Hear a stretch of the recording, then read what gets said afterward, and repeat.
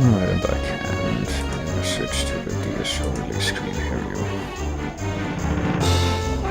You know where your neck lights are. Probably have changed that to where, the part detects previously above the stuff. The window. I can still do it, but I think I can. It's a text separate thing, yes, and it's down. Background, oh, never mind, this is chat. Let's load up here, and I actually do that if screen share on. The chat is still there. Let me lower up the volume on the PC audio a little bit. Just maybe drown me out a bit, I don't know.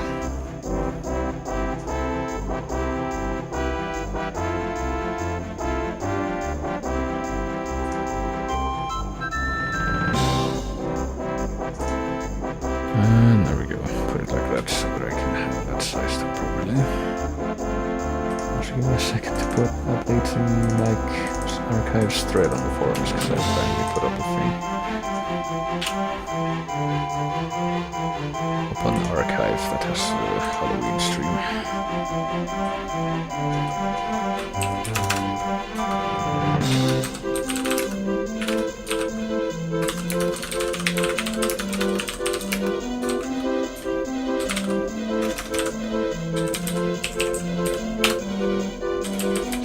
There we go. That should work.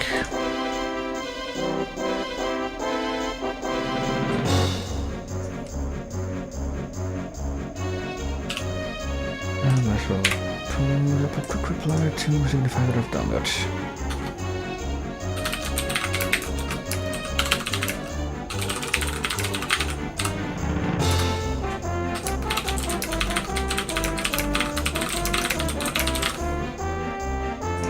There we are.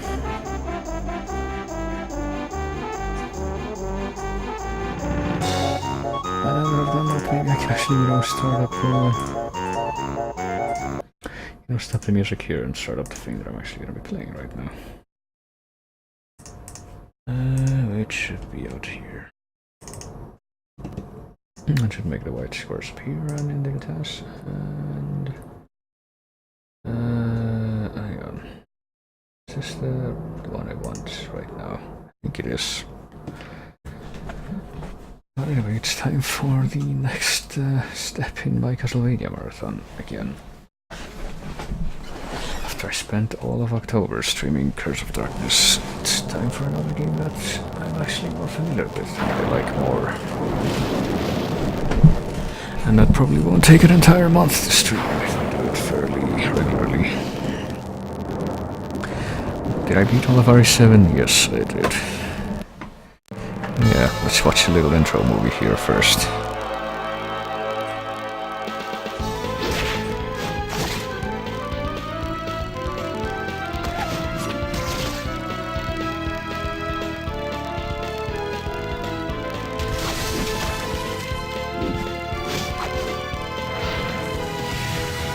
I really like the twist with the grandma. Well, I had gotten spoiled in a few things about the game already, like I know that the villain was a little girl that eventually turned up, but I was not aware of the grandma twist, so that actually did surprise me. Did like that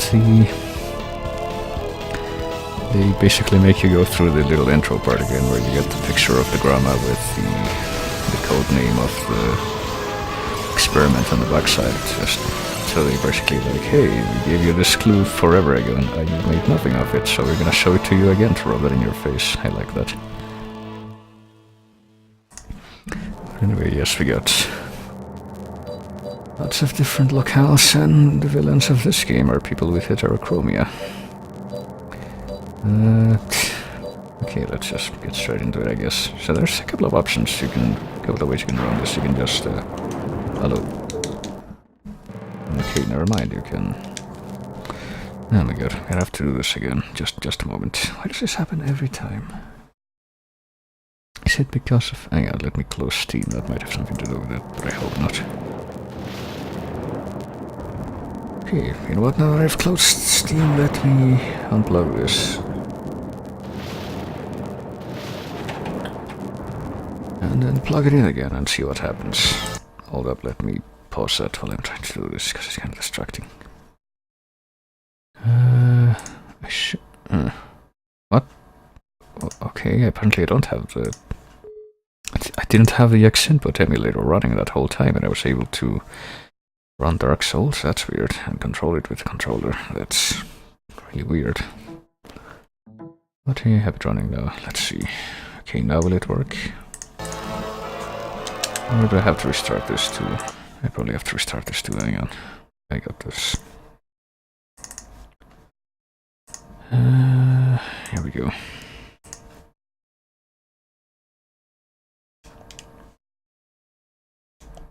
And if it still doesn't work, then I'm just gonna rebind the controls, who cares? Game experience may change during online play, of which there is very little in this game, spoiler alert. So, okay, there we go, now it works. So anyway, like I was trying to say, there's pretty much 2 ways you can play this. Based on how you select this from the menu, the outermost menu there, I guess. You can either play it normally, like I just did, just press A, or you can hold L while pressing A and play with the Japanese voices if you do that, but I'm gonna play with the dub voices, because I think this is actually the first 2D game after Symphony where they actually bothered to dub the voices, Japanese voices and sound effects for some stuff in the game. So there's pretty much only 3 2D Castlevanias that do that are, you know, full-on Metroidvanias. There's Symphony, there's this, and there's Order of Ecclesia, which comes after this, and is like the last actual Metroidvania to come out. As you can see, this little file that I have already has a few things filled out, but a few things filled out, yes, because I'm going to start a new game on the second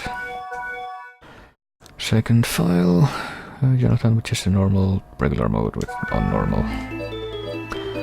So it's gonna have 8 spaces like usual. Looks like yes, okay. I can create an emblem here. Let's see. You can pick one of these preset ones if you want. This game is very anime. Very movie. I don't know if that's supposed to be, it's like an oval portrait with ribbons or something, I don't know. And pick a spooky skeleton skull or a whip. What if I just create something from scratch, or what if I make, I don't know.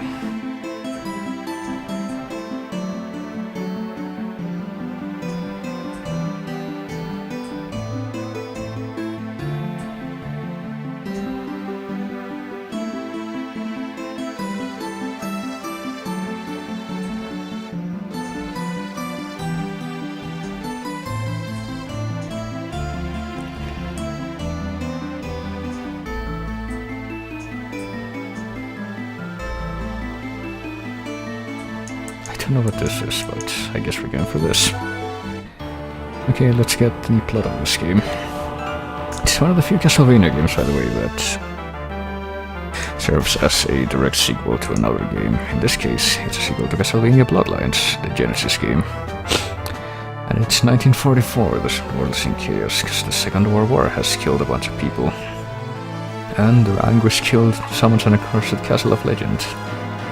Apparently all the bad things that had happened in World War II brought out Dracula's castle to push us over the brink into ruin. That's how that works. Well, I guess it's an extension of the evil sacrifices that happen in the other games to actually resurrect Dracula. So who could this be? There's no mistaking it. You're Jonathan Morris. Well, apparently he is. So this is Vincent Doran, the monk. The master of the legendary vampire killer would come here. Too bad he can't actually use it, says this girl, Charlotte. Can't lie to a priest, suggesting that Weep is a fake. Can't use the vampire killer. It wasn't actually passed down through his family. It was actually passed down from the Belmont family, and yet his father, John Morris, who was the protagonist of, well, one of the 2 protagonists of Bloodlines, used it to kill Dracula. Unfortunately, the fact is we're not the true successors. But I've won every battle till now without the whip, not one loss. And you are... Charlotte Olan. I think that's how you're supposed to pronounce that. I think actually the way her name was written in Japanese, it was supposed to... Maybe it's Olin actually, because... I think the thing is, her name was supposed to be transliterated as Charlotte Orlean, as in... I don't know, the royal family of Orleans or New Orleans, but they made it Olin instead. I've heard that name before. Charlotte. Oh, must be the great magician everyone's been talking about. Great, you say. I think that she was a mere child.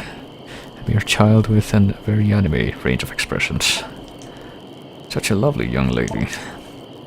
He called me Lovely. So anyway, you had some business with me. Well, I've been ordered to assist you in your quest. Brought potions with me, but it's a matter of economics. What is to pay you? If you insist, well, we can take care of that because, of course, you know, we're gonna get money at the Demon Castle. Is that really Dracula's castle? No one has seen Dracula thus far, but the church insists that it is indeed Dracula's castle. It's pulsing with dark magical power. It's anything... Can't imagine it's anything but the castle of Lord Dracula that I studied in the books. Better get going then. Head for a safe place and meet you inside. Or we can, you know, just get right back out of here, except we can't because there's like a tree with a sign that's just completely impassable. So yes, this is our new protagonist, Jonathan. And not a lot of buttons do things right now, but that will change very soon. Right now we can only jump and whip, just like in old school Castlevania, but after getting the change cube we can switch our main character with X. Between Charlotte and Jonathan.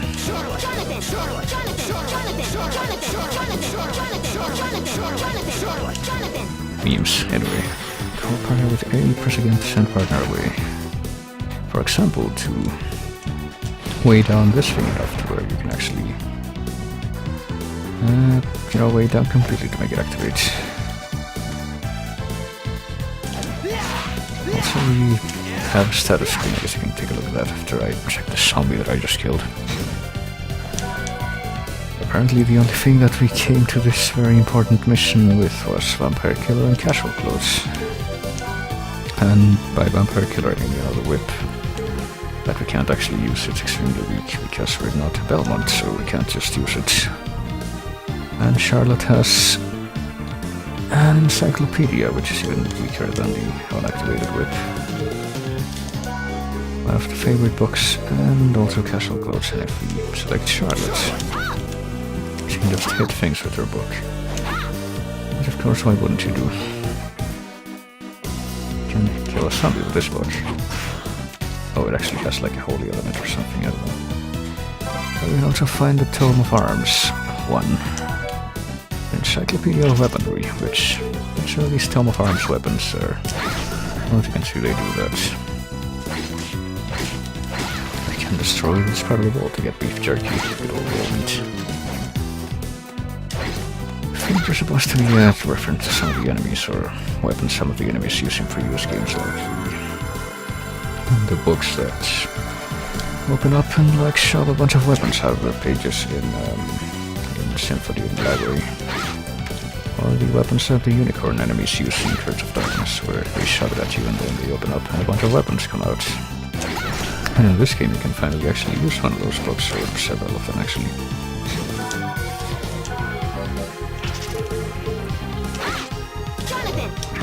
But we can also use a sword with Jonathan, who generally has the better melee weapons, so we can talk to each other. If something's troubling you, it's important that we talk. Can't handle things myself, prefer it that way. Let's just both do our best. Can attack with physical or magical attacks. If an enemy flashes blue, it means the attack had little effect. Actually, I did not know that, but normal status penalty does not affect your partner, so you can just switch them out if you are affected by poison or whatever. Fighting as a pair is reassuring, but some attacks just can't be avoided. You to be brave enough to fight alone. And other hints. As I just said, so let's make our way past this hallway. And we get chased by the behemoth here. A returning friend from Portrait of Ruin, this is Portrait of Ruin, World of Blood. We talk to each other. Something's after us. This doesn't look good, let's run for now. Alright.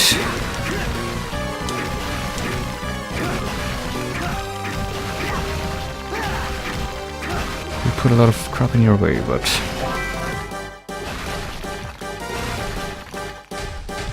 I actually don't even get to hear most of this song most of the time, since I can see it stops right after it breaks through the wall there, but I did that time and got the first of the hunting skills. You can get the knife. So you get a couple of extra sets of skills that each character can use. Since Jonathan's pretty much a fighter and Charlotte is the mage. Jonathan can attack with good melee weapons and use these skills, which are pretty much the same as the weapons from the classic Castlevania games for the most part. Well, some of them are designed to be, but there's also more variety. You can also use the weight cube to make our partners stay somewhere and then we can warp to where they are after the fact. And we get our first spell for Charlotte there, Raging Fire. Which, I think for the most part, Charlotte's spells are pretty OP compared to the regular attacks.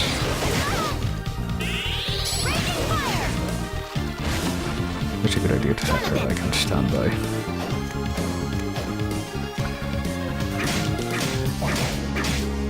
If you're having a hard time with the regular enemies, I guess, you can get Book of Spirits, which displays the names of the enemies when we attack them.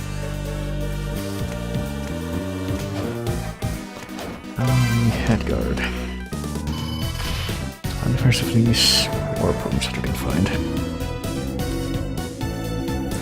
I was actually having a discussion with someone recently about how progression in Dark Souls compares to the progression in the typical Metroidvania game.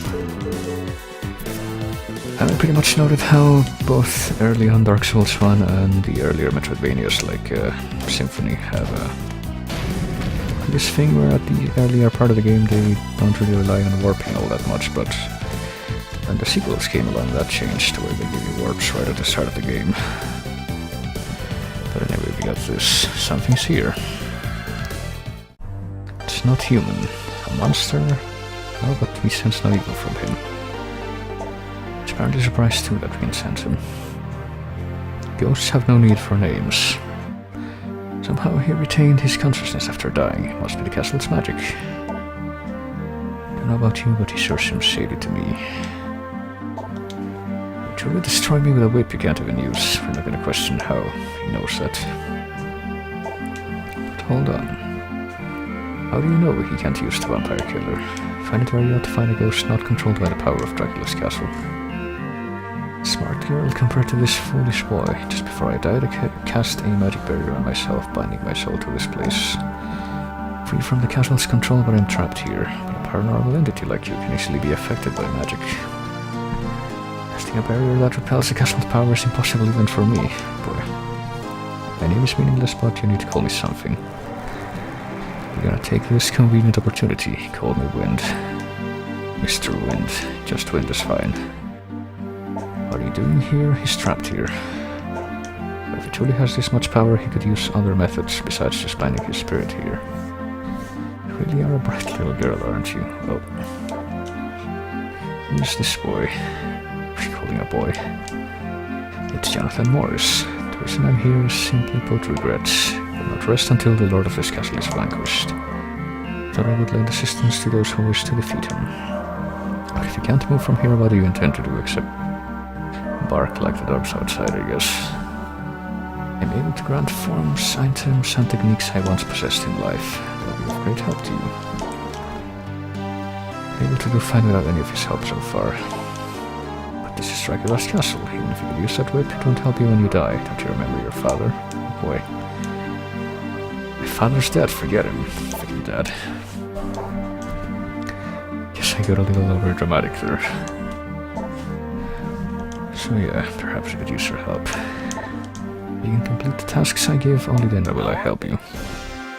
Such as this, the priest should have some useful things in the next room. To get the potion on the map.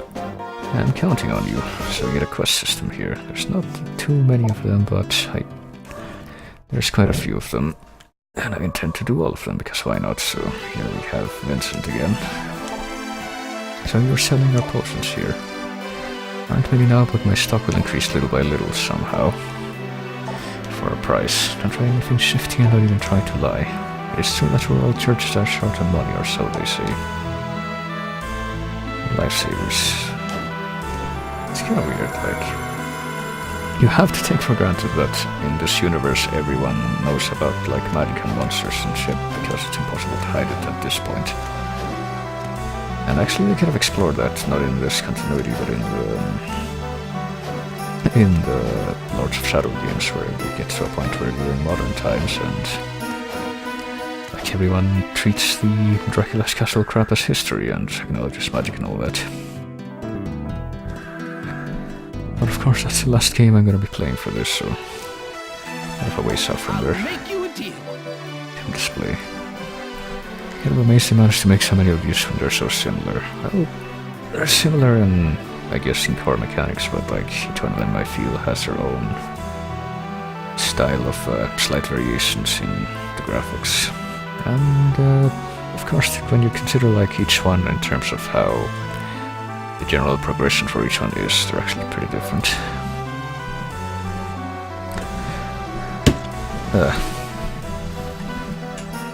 Just getting snagged and everything.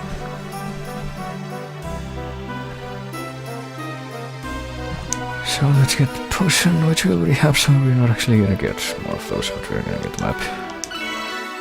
And hey, we heard that sound, it means we completed the quest. I think we're gonna do something special here, actually. We're going to go back to this room, and we're going to get the lizard tail. Okay, so we can't do this yet, I guess. Slide into narrow spaces with... Or maybe we can, hang on. Should be able to advance deeper into the castle.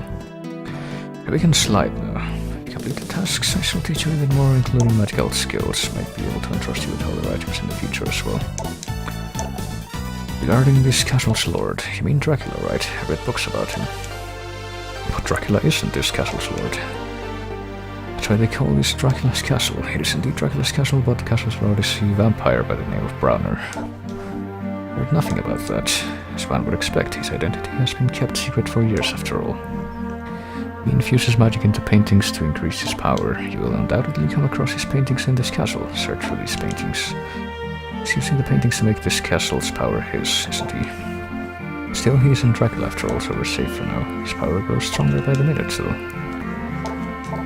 We won't let him win. I guess it's what that said. I kinda skipped it by accident. Trust us. Jonathan might seem unreliable, but he'd never break a promise. That's reassuring. Alright, let's go find those paintings. Still getting things ready, alright, so... There's a thing you can do with the quest rewards there, but I guess I can't do it yet.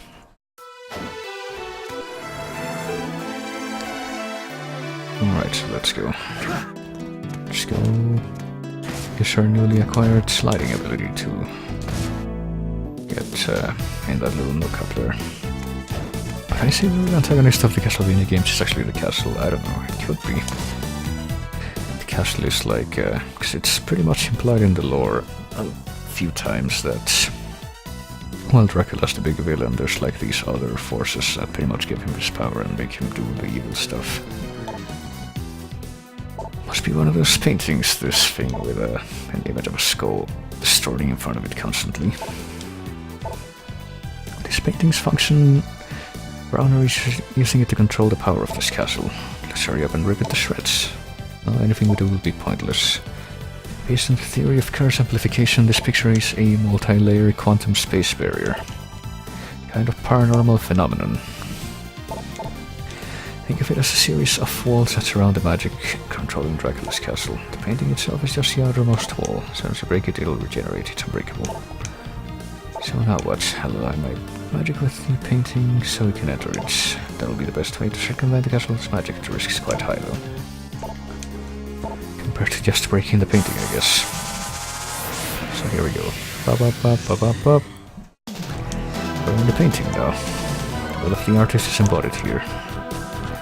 Also a Night Lizard. So yeah, we got this subworlds. That are the paintings, and the first one here is the City of Haze. I'm gonna stick to solo for now. As you can see, you can easily switch between the characters, but I think having one out at a time for the most part is gonna be good enough. Also, I'm pretty sure this dude here with the Death Mask is pretty resistant to melee attacks, so better to use lightning spells and enemies like that. Clover Tiara.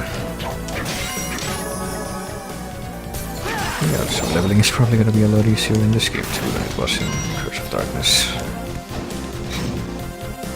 Just a moment too. Should probably get this thing out. Got these handy dandy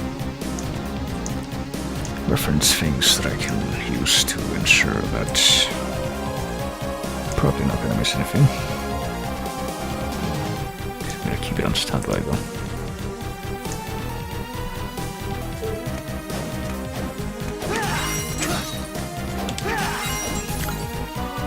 So let's see what we got here, shall we?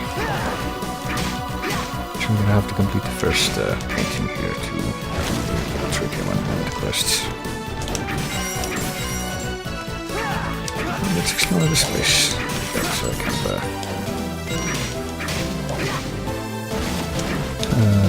kind of like a town center type area. Market, maybe. But kind of, if you interpret not just the name of the stage, but the name of the song that I had kind of forgotten to mention until now. It's called Victorian Fear. There's actually kind of a theme going on with the paintings that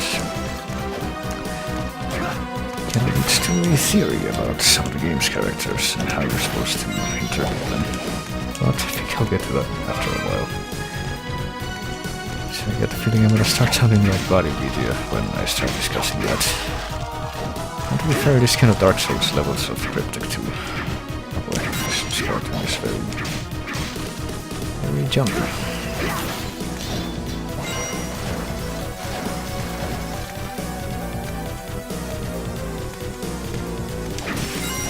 But here we got this painting that pretty much symbolizes London and pictures.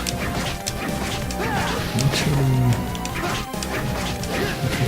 really stretch at any kind to say that. So we got Andros here. We got even more enemies called named after stuff from the Ars Goetia.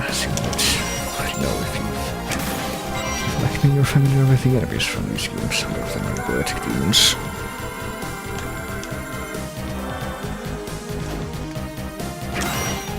And I'm pretty sure too that the big wolf thing that I was writing is like the purpose of the warg sprite from Symphony that was also reused in Portrait of Form.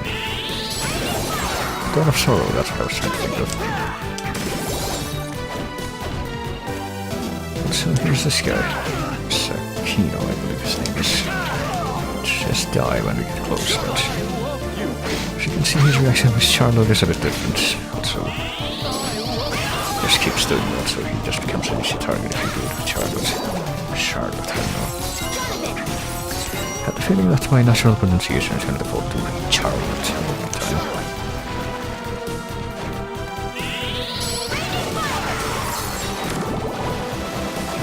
There's a little, like, bar that shows up whenever we're casting a spell.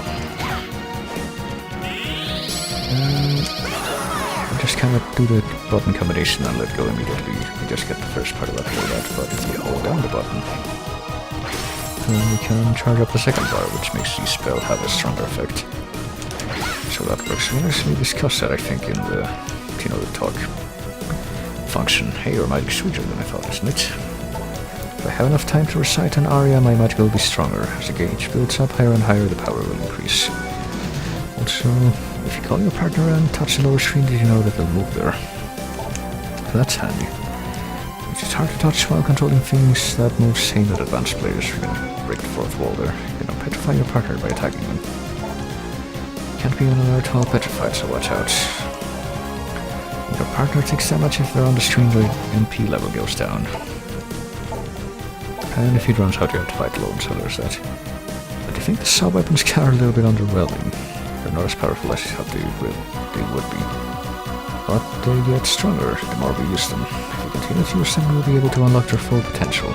We actually get a guide for that. We only have one sub-weapon right now, pretty much. It's a knife, but get points for mastery every time we kill an enemy after having used it on that enemy at least once.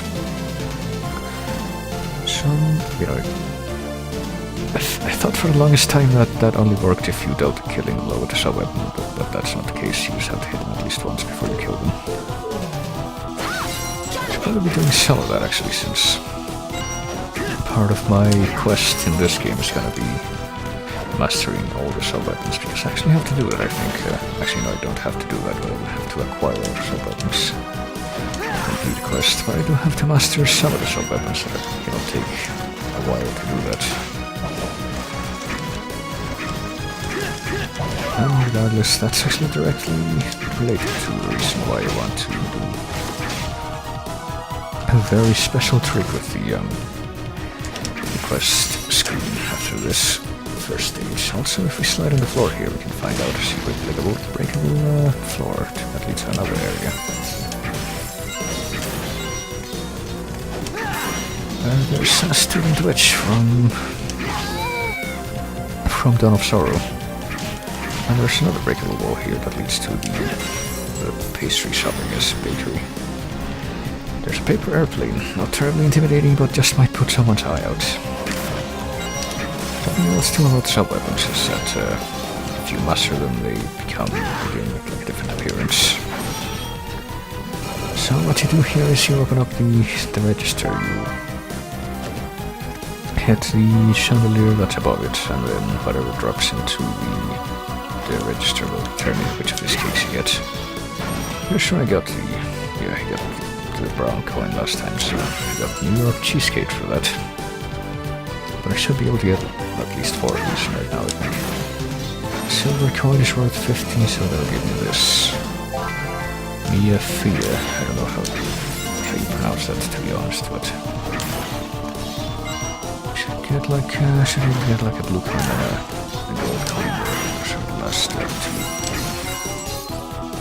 two values of coin that I think we can just spawn right now.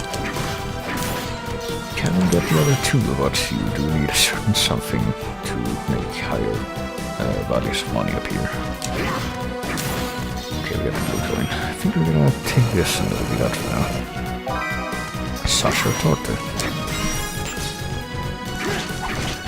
Because we would need a gold coin each of 100 to get the last thing that we can get now. Okay, we can say hi to this guy, this coal bartender. Throws drinks at us. So yeah, we do kill him. He just slides up and floats like that. And you get the green tea cake. And the cream pie, which is a throwing weapon aimed at an enemy's face for psychological damage. You get a coin of 100 there, but they're not really that common, so I'll probably be doing that for a while if I want to grind that. I'm not really gonna do that right now, so I'll probably come back to those. Probably be remembering to, use these sub-weapons too.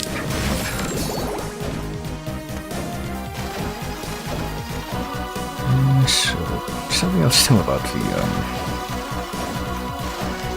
the cream pie sub-weapon is that it actually has the dark element, which you would not expect, but that actually can be useful for a very special boss fights that we get later in the game. That's completely optional, but I will be doing.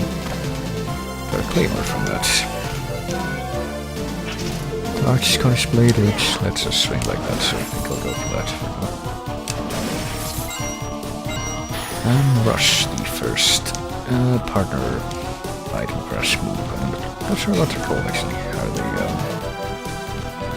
they wall crush? That's what they're called. I say item crush because that's like the super move that you can do with sub-weapons that I'm used to from Rondo.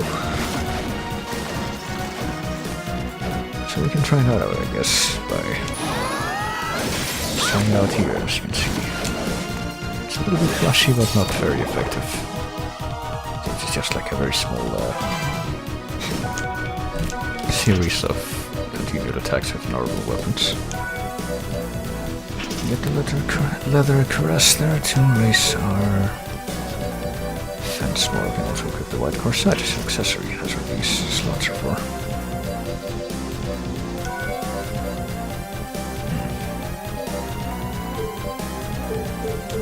So we'll probably keep this stuff for now. Maybe the devil drops down the cowboy. So I think, I can't remember if this, I don't think it worked like this in Realms or Roblox. You can get like a little screen in the sub-screen there that tells you how rare each dropped item from the enemies is. And that actually can be useful if you find out some of the items on these enemies. Okay, I might. Maybe not all of them, actually, definitely not all of them. I'll probably be going out some of the rare items that probably come in handy. Have we ever like filled out the item list in any playthrough? Oh dear, was that my phone? Because that was really loud. Heard that. Also, as you can write about, the zombies keep on rotting this popular. And if we keep killing them for long enough, get something special happening. It's like in Ocarina of Time where if you kill these tall children in the field, this guy comes out of the white. Basically a stronger zombie. I'm pretty sure this is the only way you can make him appear anywhere, so...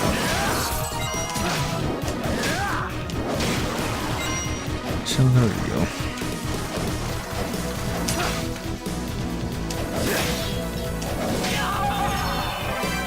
You also get a leather whip, which I can figure out right now. It's gonna be stronger than the vampire killer even.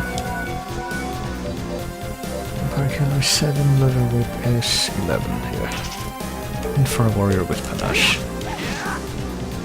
Do this to little Castlevania style.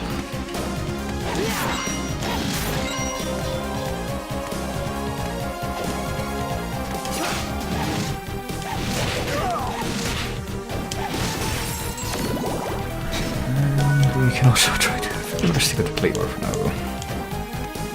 Not only much more damage, but also range as well. Arcane range is what I mean. Not horizontal range, because the whip has better range in that regard, but...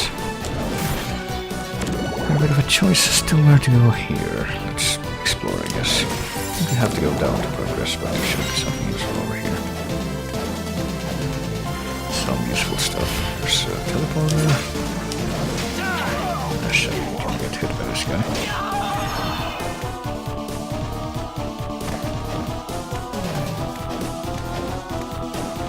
There's animal pinheels. And there's holy lightning, which is better dual cross, but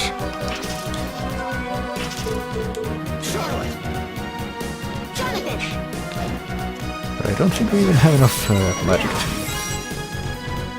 to even do that move still, because the way you're able to tell when you can do the dual cross is if magic bar is flashing. So if it's not, then I don't think that's the case right now. Which sucks, but you know. We'll get there eventually, we need to level up a little more. I'm thinking of the item crushes, dual crosses are like... really take a really high magic cost where you need to get to a really high level to even be able to use it. I think it's a little bit closer to like being able to, or having to level up to use some of these magic spells in Symphony. Like you can't even use is it Soul Steel, the one where you basically drain massive health from every enemy on the screen? I think it is. But you need 50 MP to cast that, I remember, and you don't get that at the start of the game. Unless you're like really lucky. I don't think that's even possible. Plus maybe, I don't remember if you have that in Symphony. carry over your stats and everything. And simply your stats are determined by what actions you take during the prologue fight, actually, so I don't think it's possible, but I don't know. Let's show you a little minecart here. Press one button, so you can see what you're supposed to do here. You have to large apartment to stay on and then you ride a minecart, because if you activate it without actually being on it, then it doesn't actually do anything, get anywhere.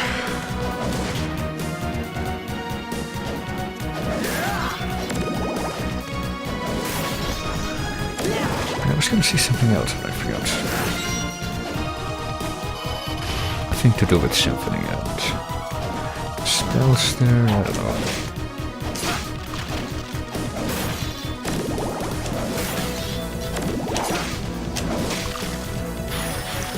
We've got a new spell called Gale Force, there's that. And the mace, which I think is gonna be stronger than the claymore I have right now, which probably has like a tiny hitbox. I don't think I'm gonna be using it. I'm gonna tell you something that they translated well to Curse of Darkness from the TV games is the fact that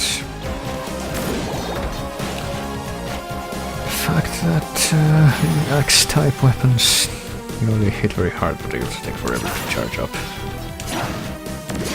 To wind up, I guess, a swing.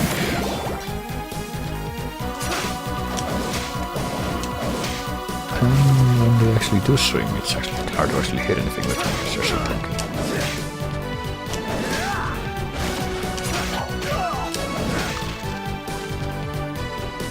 Alright. So how am I doing in terms of leveling up this sub-weapon so far? 35 out of 300, oh boy. See, if you try to do the Snortly, it's gonna take forever, but if I'm lucky, we're gonna find a cure for that very soon.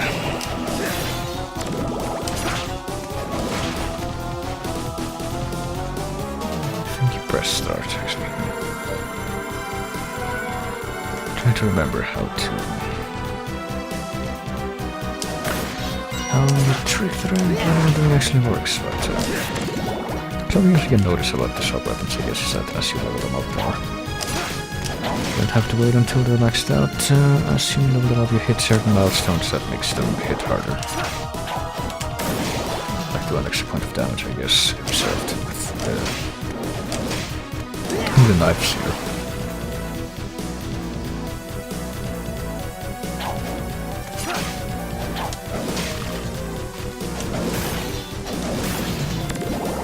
But for the most part, it's pretty much just that. You only get like an extra point of damage.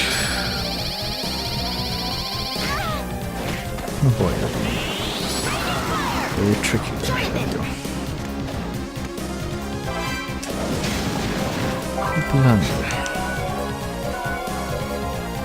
We roll with large hanging sleeves. Too bad that doesn't actually change how you look, but you know, since we're on Castlevania and everything, and I'm doing this whole because Bloodstained, I'm sure that in one of the recent updates for that game, I saw that apparently the clothes you wear is like Dark Souls, where you know the armor and such actually changes your appearance.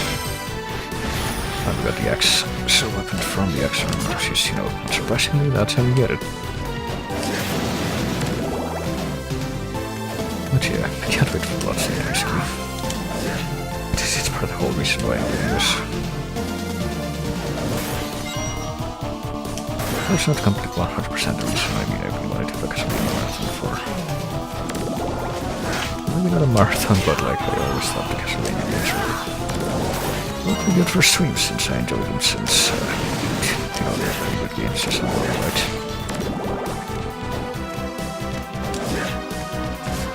Paranoid about there being like other big floors or walls around here. I couldn't tell you where they are, so there we go. Oh, here, it's kind of obvious that there's something here. There's a platform there. We got non-shoes. That reminds me, right? Change the... Nope, we can make Charlotte wear those. There's actually a few non-items, if I recall. I actually need some of them for the quest, so...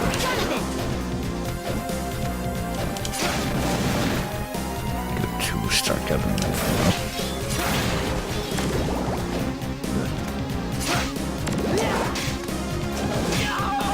This guy seems kind of distracted. I'm sure you can check your map percentage for each map. Currently it's 69% right now. About 69.5. I'm pretty sure we're pretty much just about to come up on the boss here, so...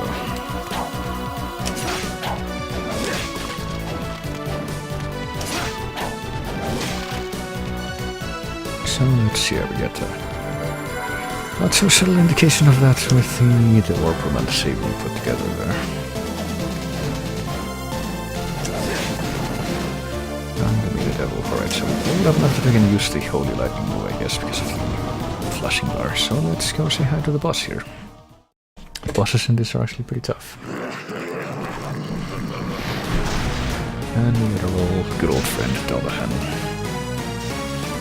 From many games in the past. Let's we'll go ahead and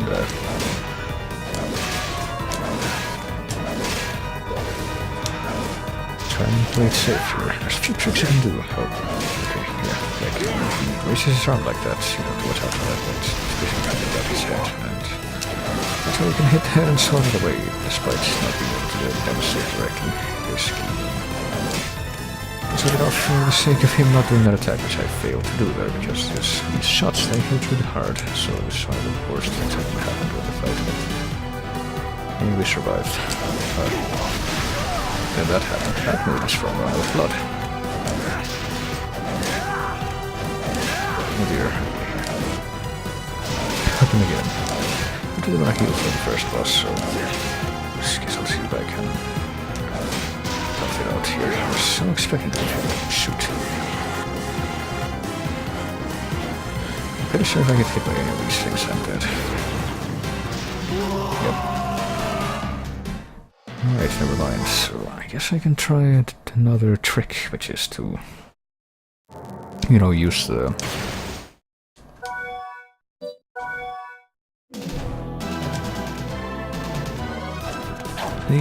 dual cross that I was talking about that I didn't end up actually using because I am a smart boy. Okay.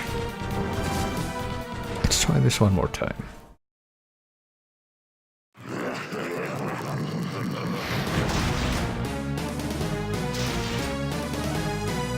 So let's turn up with that actually after doing that. Oh shoot, or not, it's only pretty much full magic to actually be able to do that. Oh, there, we saw it enough that time, so we need to watch out for that pretty much. But here we go. It's not that impressive in terms of damage, but it's functional. So we dodge the attack so well, just trying to do it over and over now. I'm sure I'm angry that we're not letting him do it.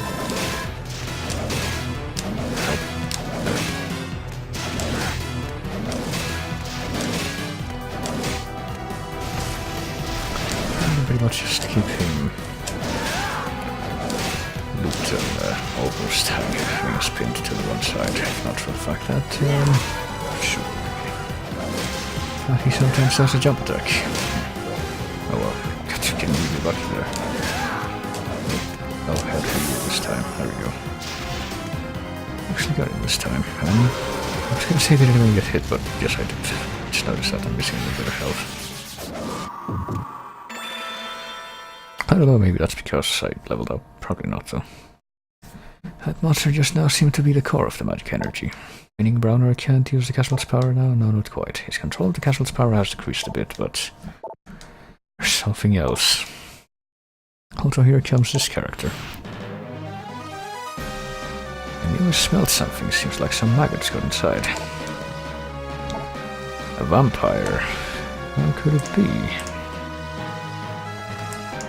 Dare disrespect somebody of my caliber. I am a lady, Lady Loretta. As you said, your battle just now may have weakened us a bit. But I do have some tragic news for you. This wasn't the only one of my father's paintings. You can obviously tell by sensing the movement of the magical energy. A child who fancies herself an adult. You can take her, but apparently... The whip. If strict orders from father will not fight you, I will excuse me. Stopped attacking because some strange power was... probably nothing, just imagined it. Since other paintings can't pinpoint their exact location though, we'll just have to find them. Let's head back to the castle. It's a good thing they're not really hidden or anything, because then we'd probably have a hard time. Also we got the acrobat cube where we can jump off our partner's shoulders and be there. That seems...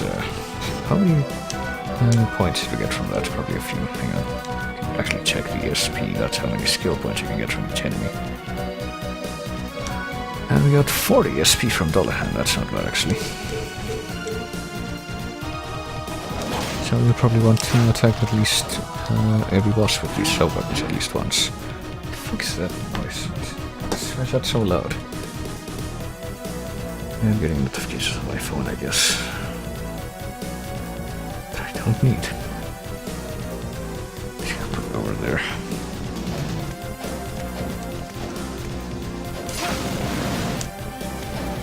Oh dear. Oh. Damn it.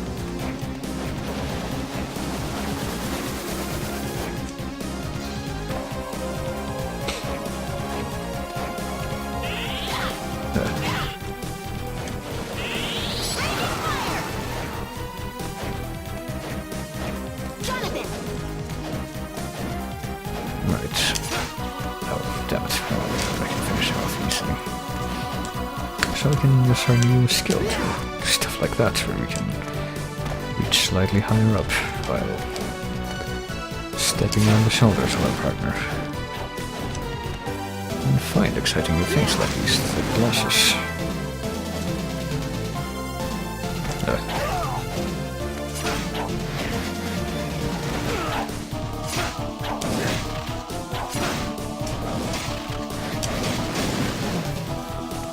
Or, you know, being able to make it up here without having to go all the way through the room.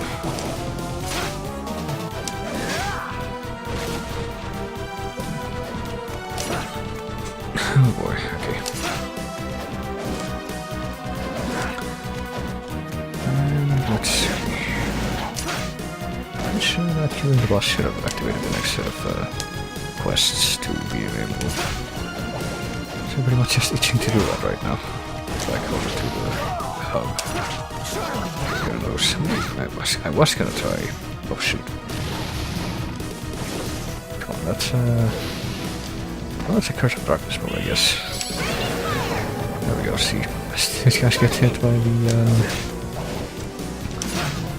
the harder by the magic spell than they do the regular attack. Melee attack. And I got an axe, which again I'm pretty sure is gonna be stronger than the sword I have now, but well, I'm getting lots of tonics from these guys. It's also going to have a smaller hitbox for actually hitting things, so...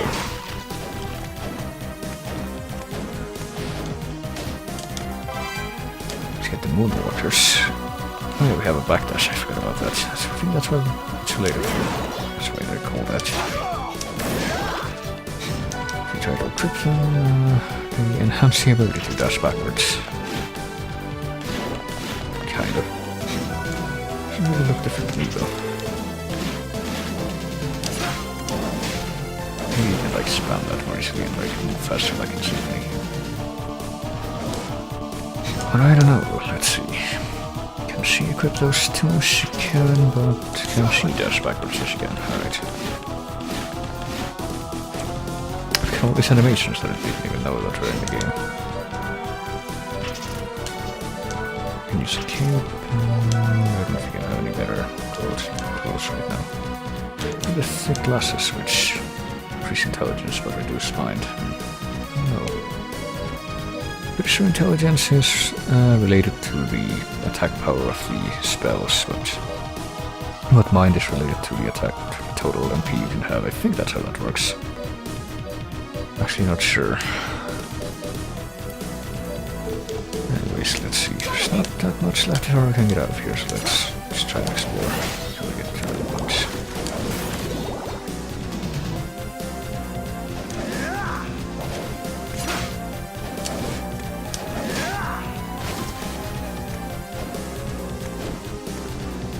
What do we got here?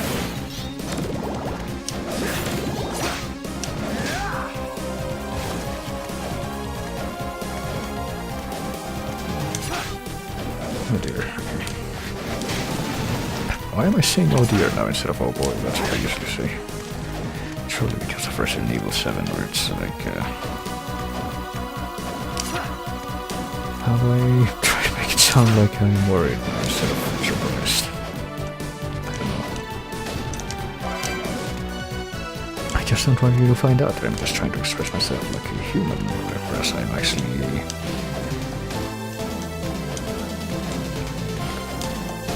suspended in a jar. That's right, I'm suspended in a jar.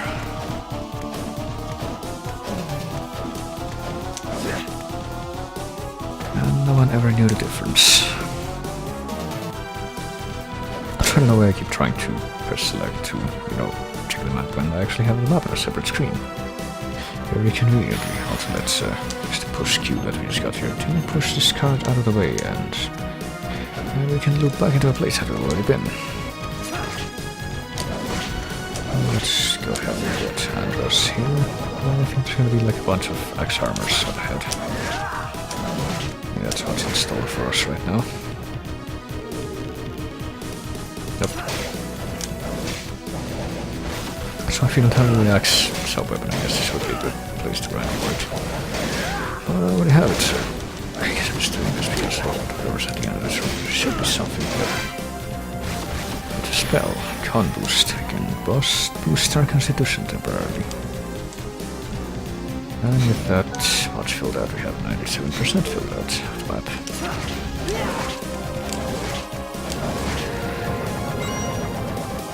And I'm pretty sure that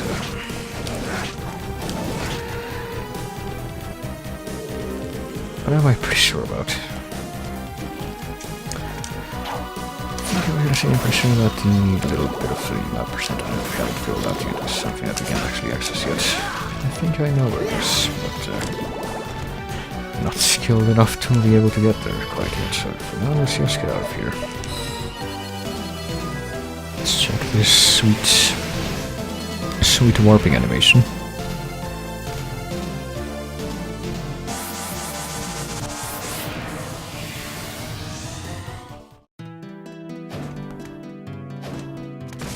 And go back over to the little hub area we have here, to where Wind is waiting for us. And there we go, supersonic punch. We need to... This is your training. I'm gonna have to go right back into town because we need to complete that quest, supersonic punch. So let's save the game. Actually, there's a little Easter egg you can get here if we really help one character out and we kind of idle like this for a little bit. We can hold up to do a pose. No.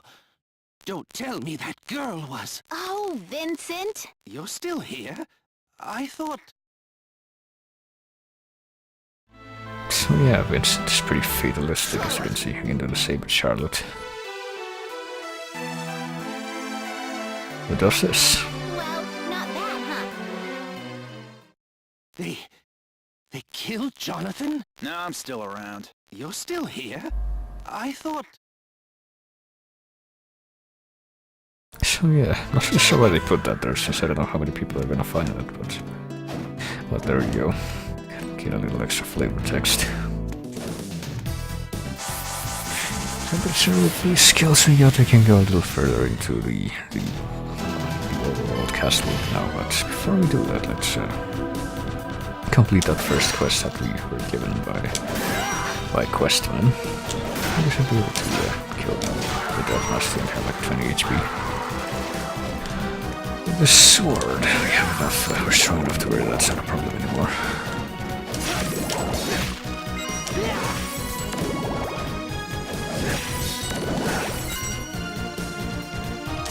So let's go right ahead on in again to this part of the map.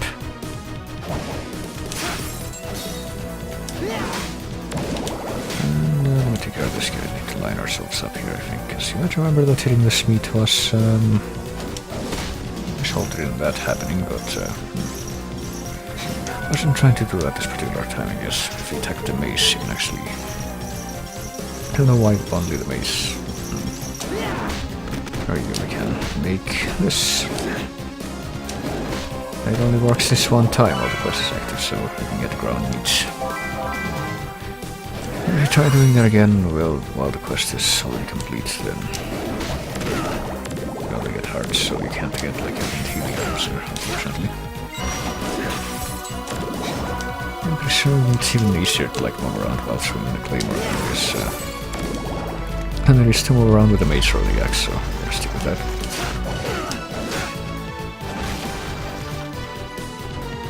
And now we gonna spend a little time doing something very special since we get back to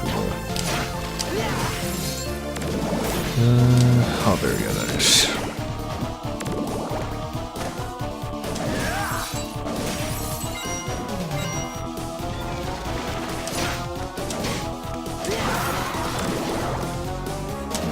And then this process that I'm doing of, you know, trying to level up the sub-weapons is gonna be expedited by quite a bit.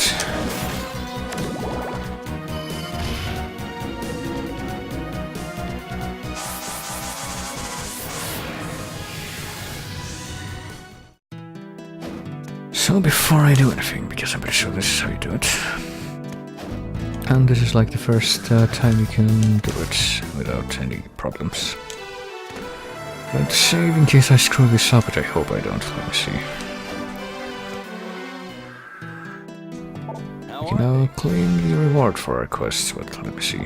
So if we press B or if we press start, I think we have to press start to get access out of this. But if we press A, we can claim the bullet punch and press start to get out of that screen. And we now have the bullet punch. Can you able to throw punches at the speed of sound? Hang on. Untangle some of the wires that I'm dealing with here. It's not like tense. So we now have the bullet punch because we completed the quest, but How are things? Well done. we can get it again. And again. And again. And again. How excellent. It's excellent. How excellent. How excellent. And I'm pretty sure it maxes out at 9, so not much of a point to getting more than that. But now that we do have 9, we can come over here I'll make you a deal. and sell them off for a profit. As you can see, it's pretty pricey compared to the regular weapons, so get quite a bit more money that way. And we're gonna need a lot of money because haven't really looked in any kind of depth at the stock that we have in the shop here, but basically gotta get some map too much, so we'll get that. Blank book, sure. It's a book so frightening the words run away, leaving it blank. We got a few weapons, selection of weapons and armor and accessories and all that stuff. You also get the Master Ring, which as you can see costs 200,000 gold. And it increases the mastery received when trying to level up the sub-weapons, so spoiler alert, if you want to level up the sub-weapons with any degree of success, without just spending a million years on it, you need that ring, so... Excellent. So yeah. How excellent. How well done. How about that weather? How excellent. How well done. How well done. How excellent. How excellent. I actually got rain a couple of days ago, but... How well done. But for some reason it really looked like it was gonna rain like yesterday or the day before that. But it didn't. I was surprised by that. 3, 4, 5, okay. Thank We you. only need to do this like 8 times or something, so... How are excellent. Unless I wanna like really How excellent. spam this to How excellent. buy every single item in the shop, but I don't think I wanna do. How well done. I did that the last time I did this, Well done.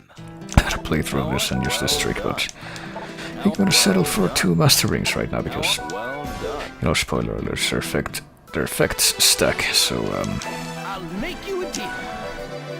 if you equip 1 master ring, you get twice as much skill points, twice as many skill points. But if you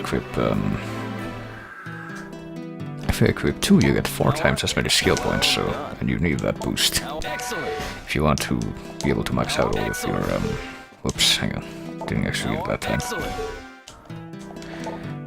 If you want to max out all of your skills while going through the game naturally without having to just grind it massively in the end game, which I tried doing that during some of my playthroughs and it was not really fun, I gotta tell you. But yeah, I don't think I have anything else left to say right now. I'll make you a deal.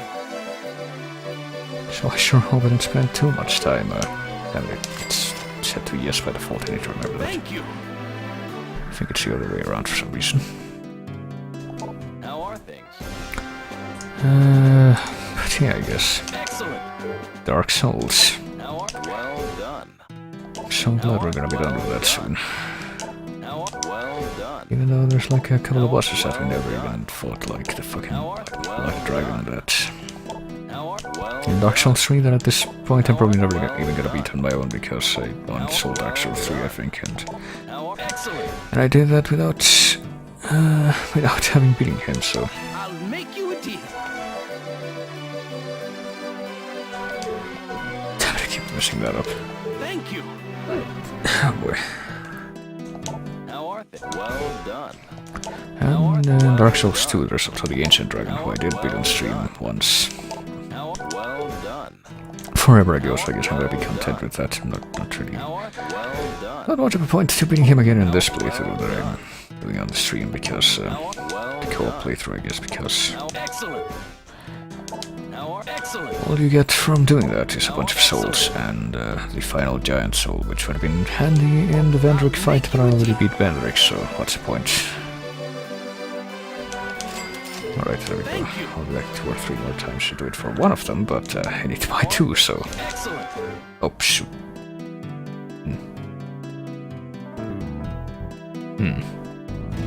Guess what I'm gonna have to do?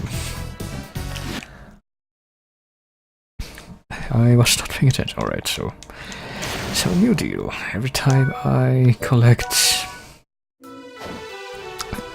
enough of those to get to 100,000 gold, I save. I'm sorry, but hey. Video games. Video games. I don't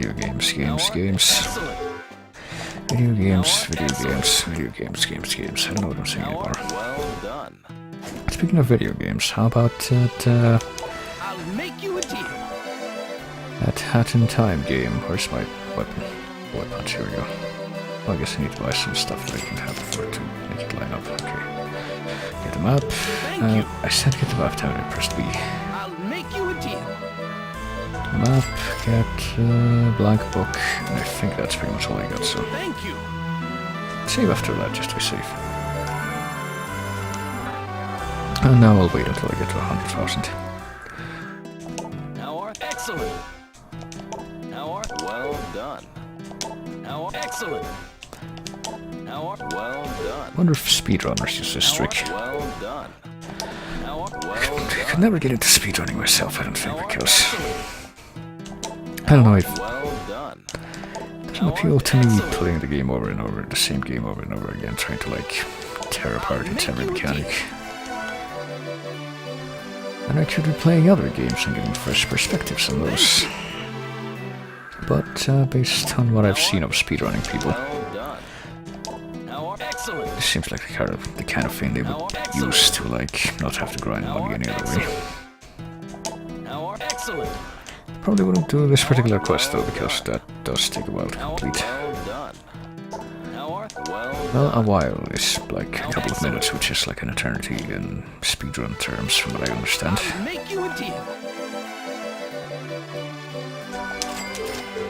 Alright, I'll get a couple more of these and then I'll save. Well done. Excellent. Excellent. Well done. Excellent. How well done. How well done. How well done. How excellent. Well done. How excellent. Excellent. I'll make you a deal. Thank you. Wait, what? Hang on, I thought I sold all of them. Did I only sell one? I'll make you a deal. Did I sell something else? No, it sold all of them, so what the fuck? What happened there? Oh wait, I did sell something else, didn't I? Was it my regular clothes? I hope it wasn't my regular clothes. Actually, it doesn't even matter anymore if I did sell those. Hang on. There's an easy way I can find this out if I... Oh no, I have Castlevania. Why did I sell there? And now I'm scared. I can check my item completion. Thing to see. High tonic beef jerky, tonic weapon armor. Hang on. Oops, hang on. Select maybe start. No, that's not it. Yes, maybe I touch the screen. Hang on. Just a little bit. Just for a moment. Wrong thing.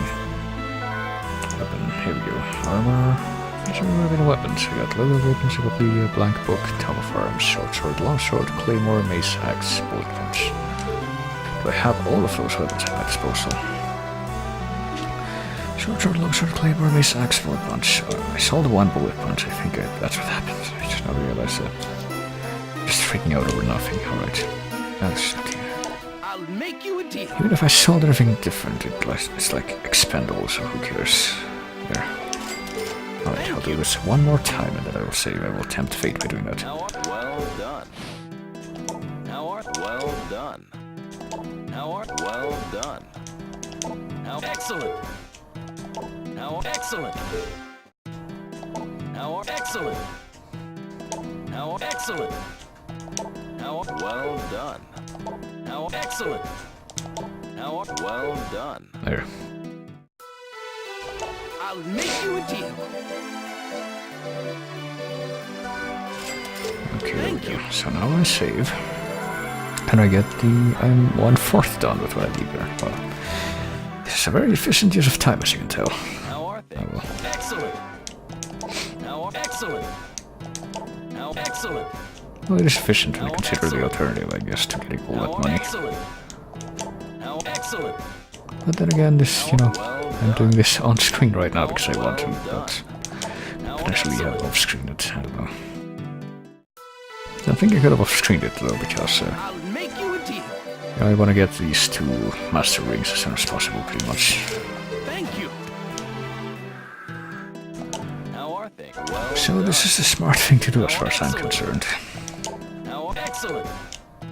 How well done. How excellent. How well done. How excellent. How well done. How excellent. And it really doesn't take all that long, so... I'll make you a deal. What have you been up to? I've been playing Hat in Time. It's a really cute game.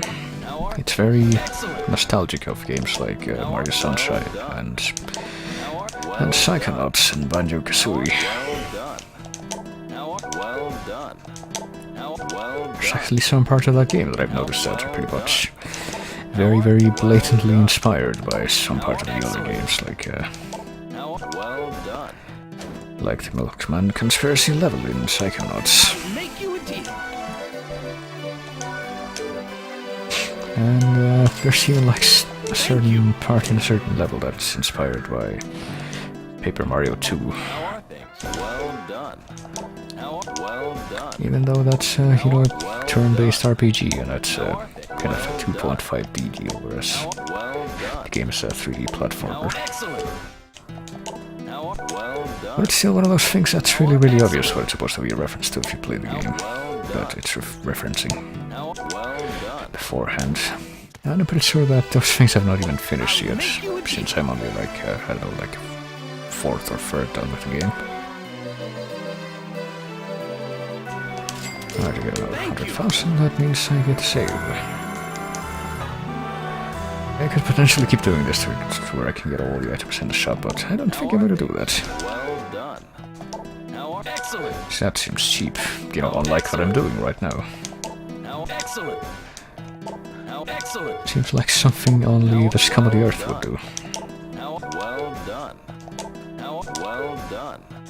How excellent. How excellent. You know, it's enough to spend a lot of time grinding stuff this way to get the master rings, but to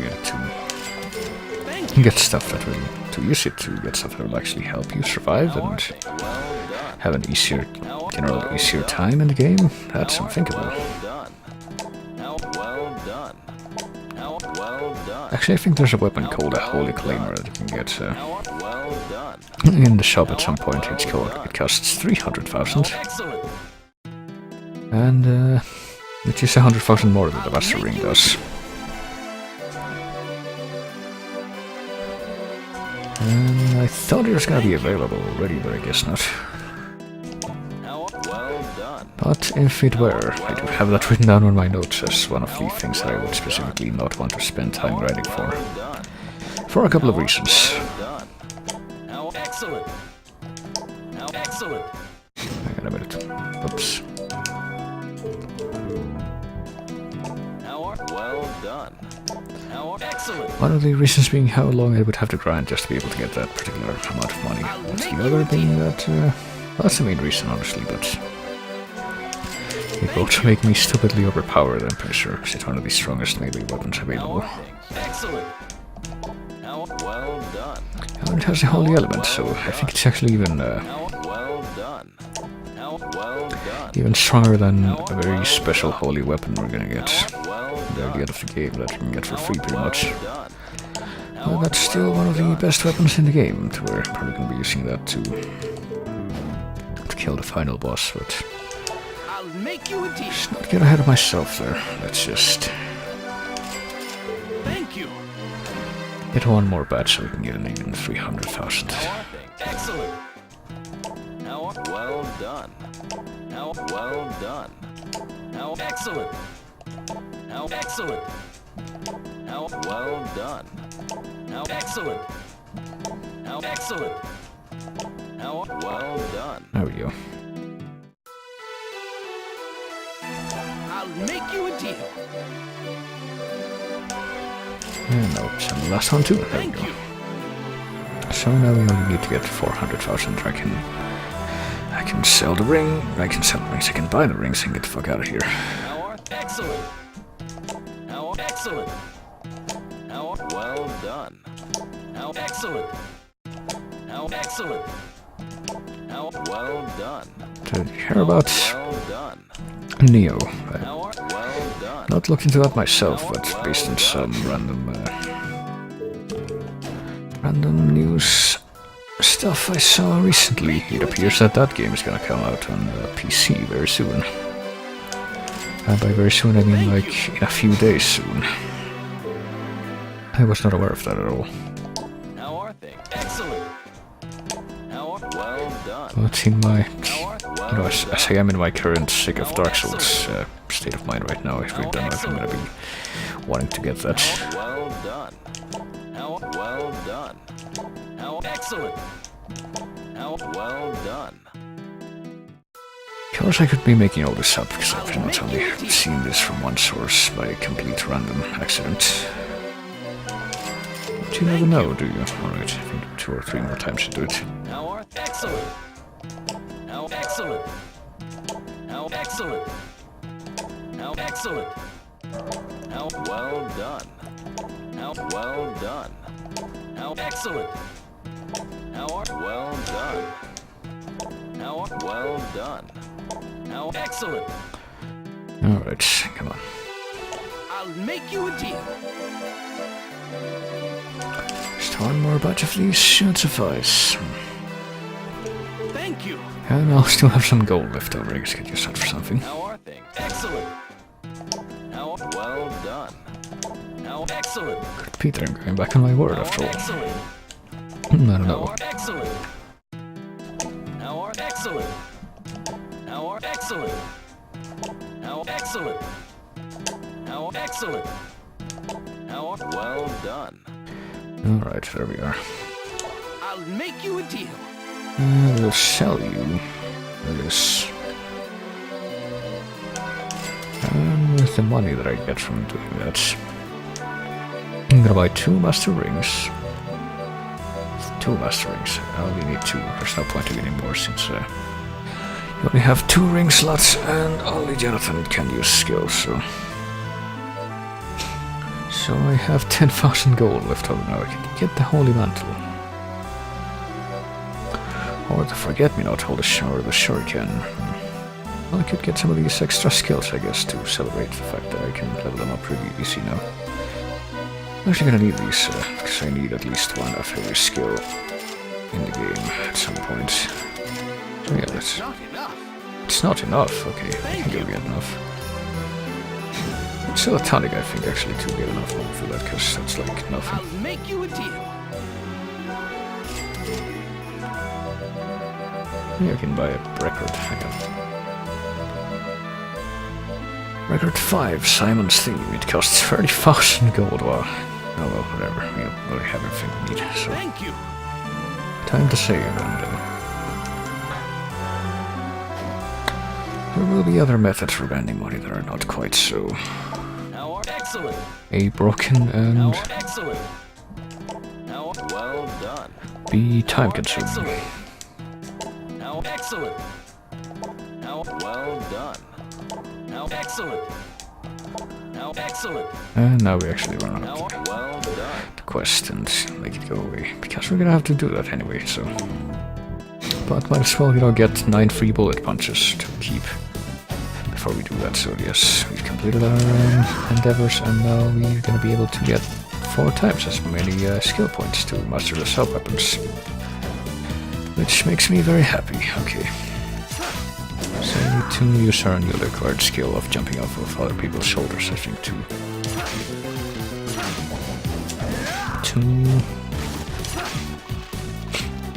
advance deeper into the castle here and find the next painting. And we can start doing that by, as you can see, I don't think we do it here though. There's a race platform there, but we can't quite reach it yet. Break this though if it's our way. I think the thing we do is go back over here to a place that we found some of the stuff earlier in this room right here. We can get up there now. And we're gonna have a very special encounter there, if I recall. Not gonna get any kind of a break from the excitement. Also, we got the whip swing, I think, with stuff. I don't know if we equip a whip after getting that. I kind of missed it, but I think that means we can do the floppy whip thing from Castlevania 4, if we so desire. But I don't know if that's like particularly useful if any part of this game. I don't remember. Probably is, but I guess we'll figure it out. So, after getting that, we can get a new weapon, the spear, and we can advance into a new boss room. Actually, I forgot, but we can also get special dialogue during the bosses if we pick talk. Had to run before, but here we can fight back. But how?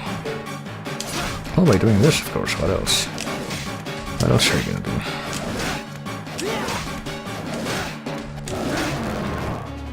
I should be able to find you. I guess this guy has a few attacks, as you can tell. Oh, goodness me. This is not boding very well for... Okay, we had a very, very small window of opportunity to escape, but they took it. It's really gonna be... Oops, hang on, I do need to do that too. Alright, well, Behemoth... Well, I already know the boss's name is Behemoth, and I think you can see it if you attack it too, so... Even if it's not marked on the thing yet, okay, it's apparently not very reliable to talk to you. Raging No. Raging No is right here. Oh, Jesus. How do you even avoid that at that point? It has range, horizontal and vertical. Oh, shit. Okay, just got a very small opportunity to dodge here, and I took it.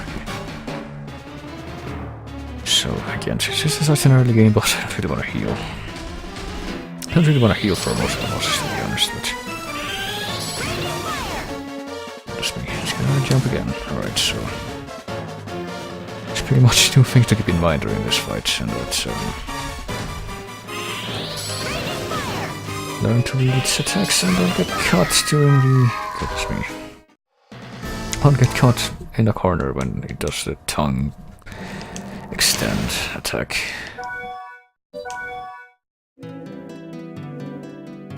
Because that's bad news if you get caught up in that. Alright.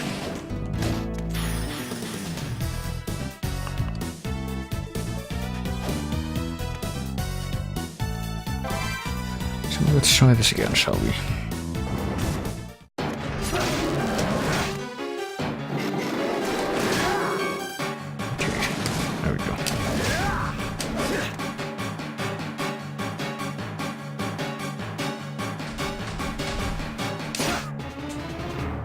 Oh shoot, I was gonna try to do that attack. Hope you're not pressed up against the wall when that happens. Only that you can remember. Shoot, too late after the fact. This actually doesn't seem to hurt him all that much, does it?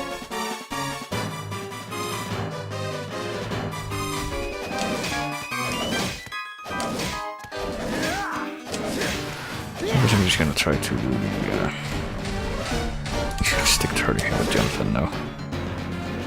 Should be good enough to, help me get through this eventually. Which, certainly gives you more mobility than trying to attack with Charlotte's spells does.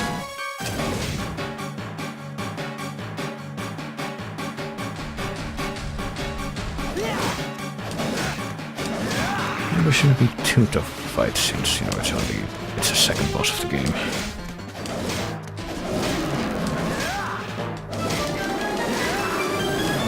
But it does have a ton of health for, something in this early stage.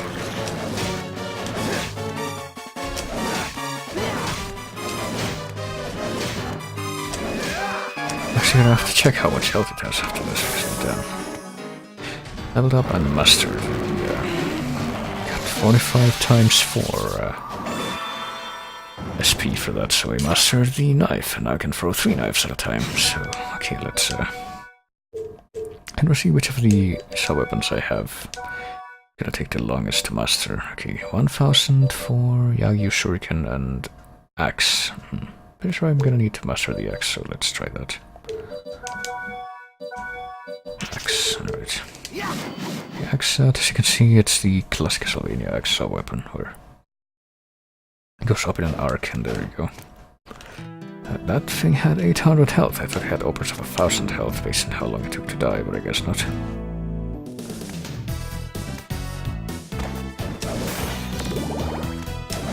So let's head on into the next area of the game. Let's go head on in here into the buried chamber and meet a reused enemy sprite that we haven't seen in a long ass time. It's the golem from the first stage of Portrait of Ruin. Goddammit. I keep saying Portrait of Ruin when I mean other games. I mean Rondo of Blood. I don't know why I keep saying that, I guess.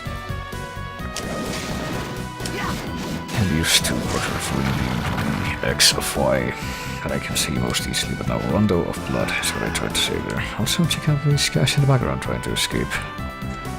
And a bunch of silly boys.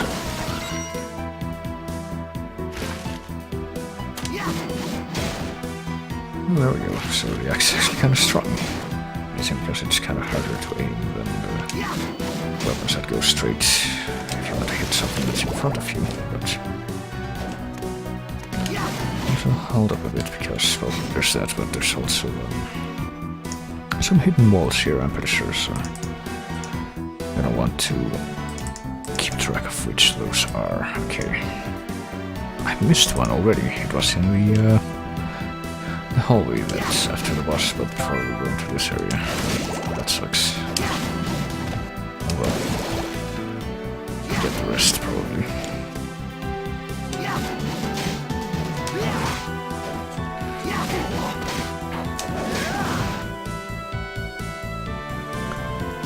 I don't think there's anything breakable over here, so let's get another skill, the offensive form. It's a stance that emphasizes offense. So maybe we just hold up our middle finger before we charge into battle against our enemy. Seems like it'll be a pretty offensive stance.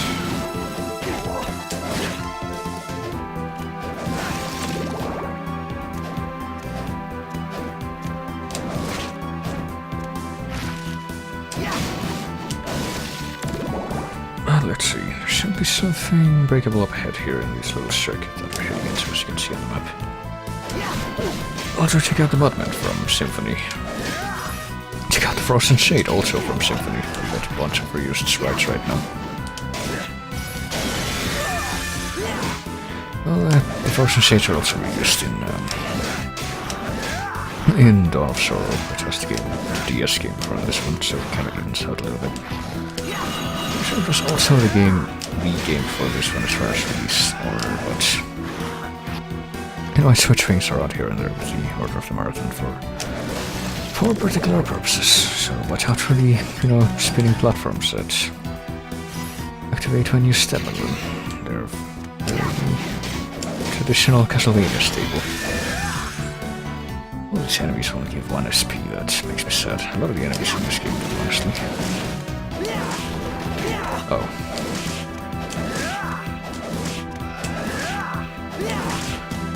It's only until we get to the very late game that you get normal enemies that give more than that. Shit.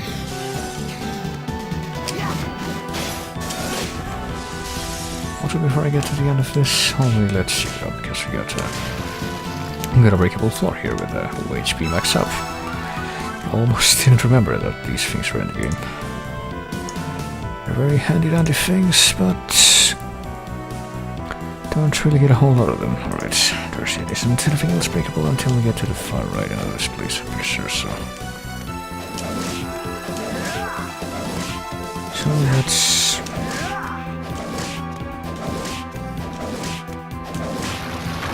There we go, right? They're tough ring.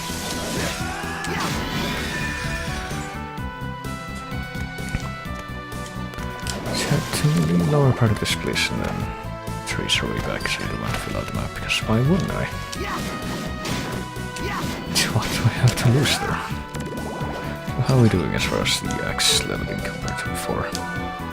Axe is now at 88. Okay, so when you get the master rings, you level up everything a lot faster. At this rate, we might actually be able to level up some of the sword weapons I already have before the next millennium is here. Also, watch out for the Invisible Man. I think he was in Dawn of Sorrow too, but I can't remember. But there we go, he does a very glowy death, and he's also very acrobatic and skilled at martial arts, I guess. I guess, as you know, that totally applies to the Invisible Man from the novel The Invisible Man. He wasn't totally just a crazy guy who went even more crazy because he became invisible. And suddenly he realized, hey, maybe I didn't think this through.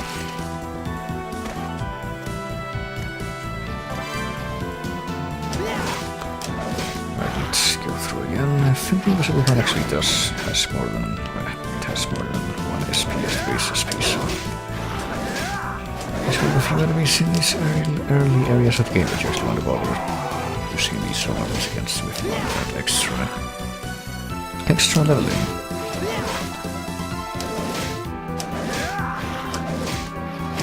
That is in fact a good idea sometimes.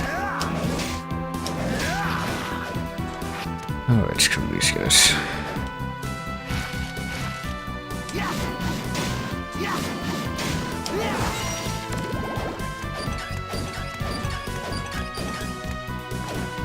Let's actually keep going forward this time. There should be like save room coming up, I think, right here actually, yep. So let's see for the first time since before we even went into the boss room there, because I wouldn't want to have to redo that, to be quite honest with you. Oh.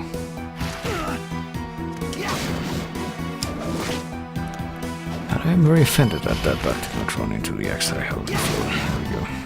Actually line it up manually, I guess. The nerve. Oh dear, it's a Dragon Zombie. Dragon Zombie, aka the worst fucking boss from Struggle of the Moon.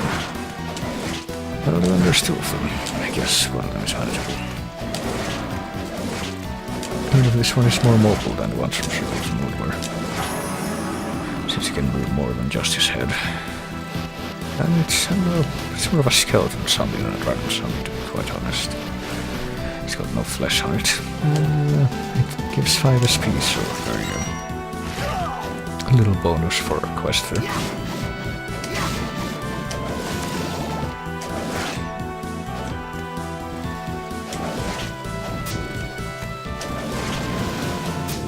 Chemicals with the merman aren't gonna give any more, so I wasn't able to check there. Any more SP than any of the other enemies here, but apparently the slime does. I'm kind of curious about this, Something I'm kind of curious about is if you like hit an enemy with, well, I can experiment with that right now actually. Hang on. Hit an enemy with one of Jonathan's sub-weapons. Right now we have 172 out of 1000 skill. And switch to Charlotte and finish them off with her magic. Do you get skill points? 176, I don't think you do, no. I'm actually not sure if that worked or not though, so I'm gonna try again. 76, 180, never mind. I'm an idiot, yes it does work.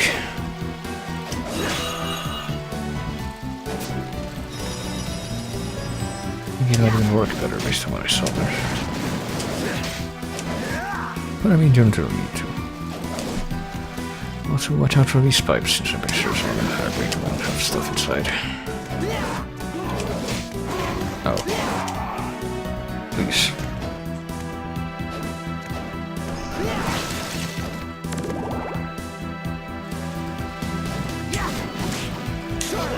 Those must have already pretty sure the slimes are going to be magic, then they are going to be to physical attacks.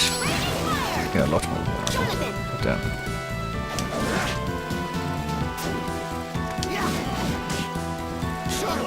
Oh boy, okay. Thank you for lining yourselves up there like that. I'm pretty sure if we go to the end over here, we'll hopefully get a slime first of all, but we will see what pipe we actually very can get. A boiled starfish from inside, which I guess is a thing. Wonder what starfish would taste like.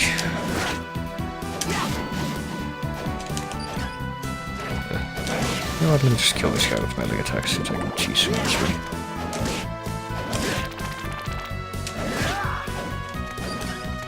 And there should only be like one more beautiful thing in this area, I believe.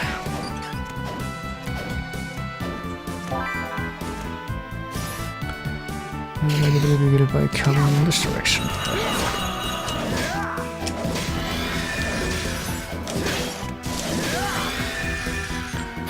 Get the Ice Fang spell from here and also break the floor to reveal this. Which has an MP max up, and you know, like pretty much all of the DS Castlevanias, MP is actually very important. And you are very glad that you got a special item just to raise that. Well, you will be very glad, I guess you should be. If you want to be efficient.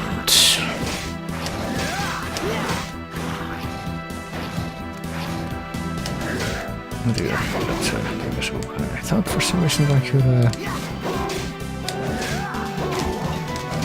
be able to hit him with the axe by throwing it when I was standing right in front of him, but I guess not.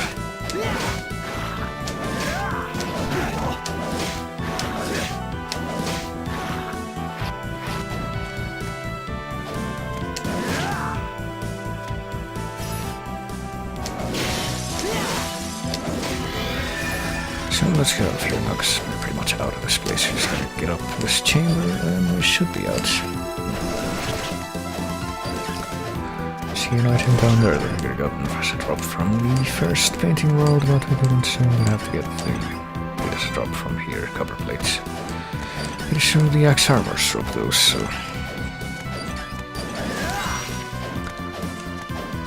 So we could have gotten that, but we didn't. And now that we do have it though, we get superior defense from that.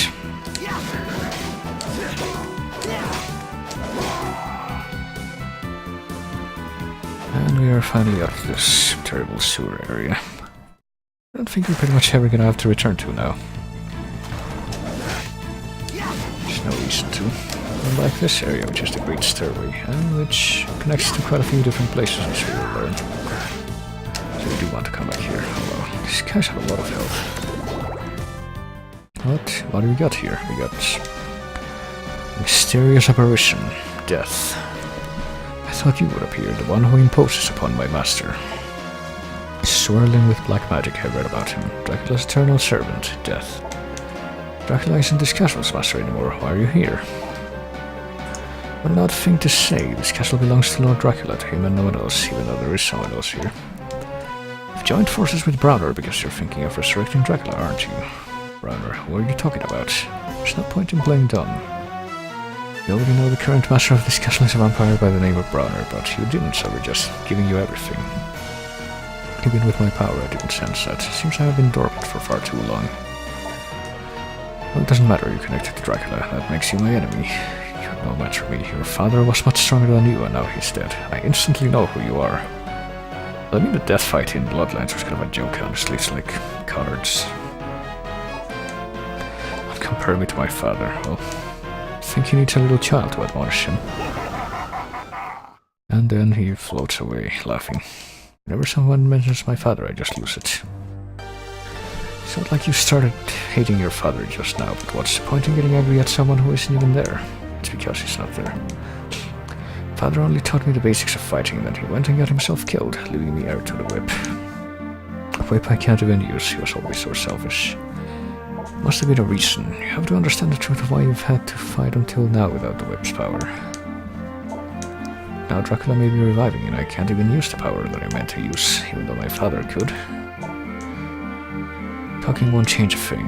When death makes an appearance, Dracula can't be far away, so yeah, I guess it's not supposed to be that obvious, but not Dracula. John Morris is dead, one of the protagonists of Bloodlines and Jonathan's father, and it kind of makes you wonder, because if you play Bloodlines, you know, should know that, at least that, oh god. Well, we kind of interpret that John Morris survived the quest to kill Dracula, at least and succeeded, because otherwise he wouldn't have been able to do that, so... Well, I guess because of the secret ending that you get in that game, if you beat it on hard, there's like a secret... Actually, I'm gonna get it right now because I don't remember what it said, but I have it here. A secret ending that you get if you beat the game with John Morris on hard. It says the blood of the vampire hunters still courses through his veins. So it's a very, very, very subtle implication, I think it's supposed to be, as to what happened to him, but... The secret ending with Eric Lecard, who is the other character, says now he must venture forth in the greater unknowns, which is another, you know, little suggestion, because both of those things are going to be followed up here. But yeah, you might remember not just John Morris, the whipping guy from Bloodlines, but also Eric Lecard, the guy with the spear. You can jump very high. Since this game is a sequel to that, both of those characters are going to get what happened to them explained, pretty much. But in a very straightforward way. Also, we could go that way, but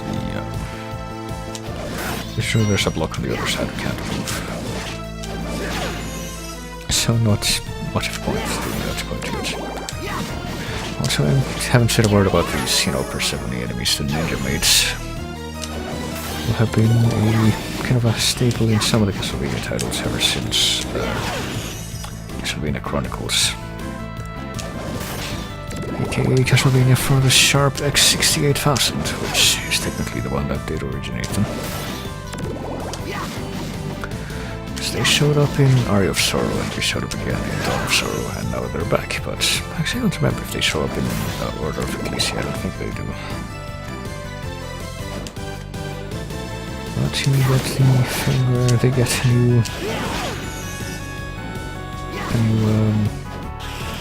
vacuum cleaner that's shaped like a skull. I haven't gotten caught by that yet, but if you do catch it with it, you basically get stuck in place for like a second. And you're vulnerable to attack at that point.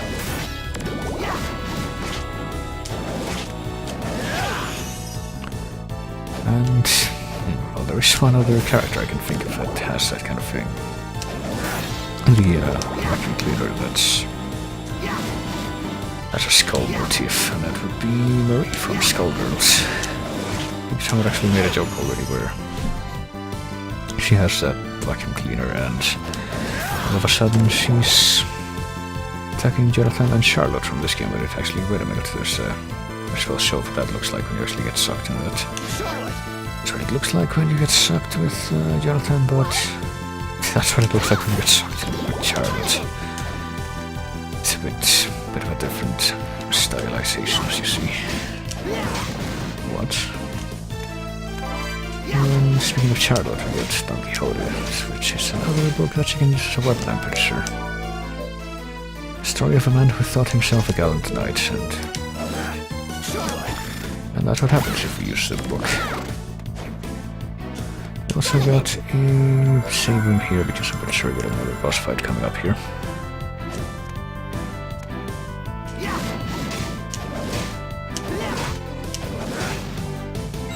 It's going to be an opportunity to boost our skill gain for the axe, I'm pretty sure. Only have 400 out of 1,000 that we need, so probably not going to be maxing it out or anything. But so here's the next boss of the game. It is, well, hang on a minute, let me... It just now occurred to me it might be good to check the stuff that I've been getting to see if I have any other armor or anything. Apparently the answer is not really, okay.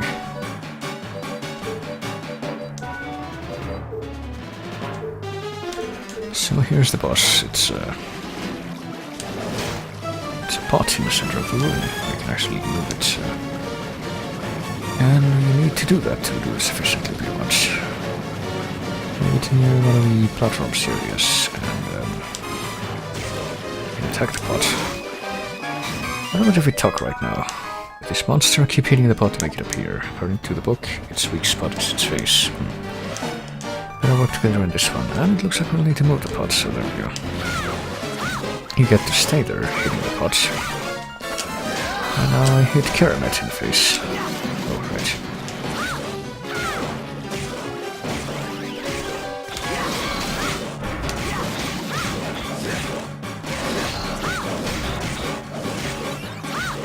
Karamet, the skull blob of the Nickelodeon slime, I guess.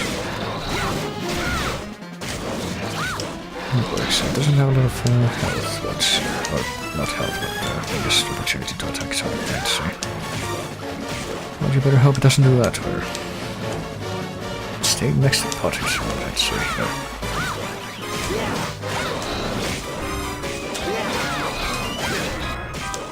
Gotta watch out so you don't get hit by these fucking blobs when you force them this way. So here we got another boss that's mostly just playing safe, I guess. And if you hit that giant red orb that he launches at you, that's what happens. So you gotta be careful with that.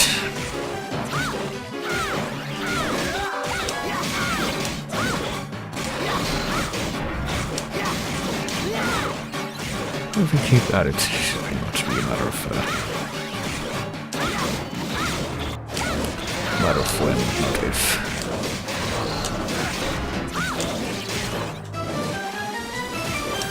And he has like, I think he has like 666 health if I recall. As a matter of fact, yeah, there we go, 666 health, 2000 XP, and I ran out of magic because Charlotte got fucking killed. Alright. But that's alright because we beat the boss already, so... Something else to note too is that when you destroy when you beat the boss, the bot gets destroyed and like all the slime gets melted down, and you get this weird thing, which is like I don't know, purple stuff on the ground, and if you leave the room and come back, it disappears, so you have to interpret that it was part of the boss somehow. So I don't know, it's like, I don't know, what does the boss's description say actually? I'm not sure. Kermit says... Oops. Demon that lives in small enclosed spaces, so I guess the slime is a demon. And when you defeat it, I guess the vessel for the demon falls out of the pot.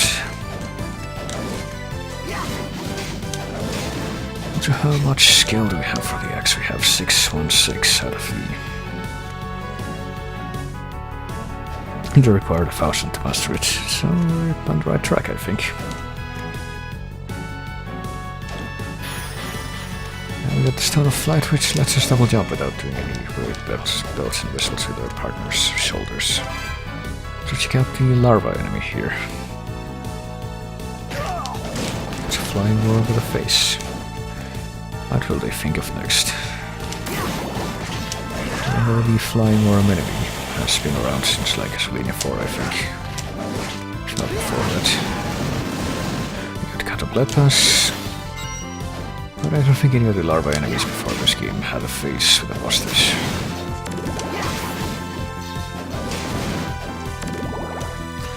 So we got a bit of a choice here as to where to go. We can keep going up here, which will reveal more stuff, or we can go down to the bottom right, which will reveal... I'm pretty sure will reveal the next painting we need to access, so...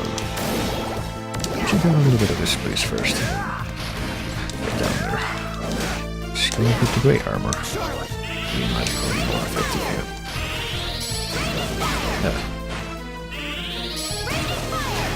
Oh, there. And 4 SP is not worth it. Isn't that worth it? And Laraji, which I think is another goetic demon, maybe, I don't know. But in this game, Laraji is a sniper demon lady with a jumpsuit that has a distorted voice. So there you go. Japan does the best fanfics, don't you think? Also, this was pretty cool. Keep going this way and find the Axe Bomber. Attack Rush. I think one of the best dual crushes in the game actually is going to be in the next painting world that we access. I thought we would have gotten it in the first painting world, but I guess not.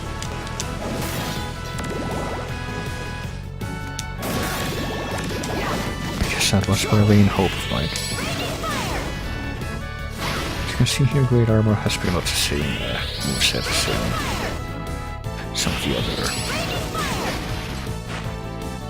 the other games we've already seen. Like, I think this might even be the same moveset as the Great Armor boss from Aria of Sorrow, I'm not sure. But it's definitely very similar, or familiar at least.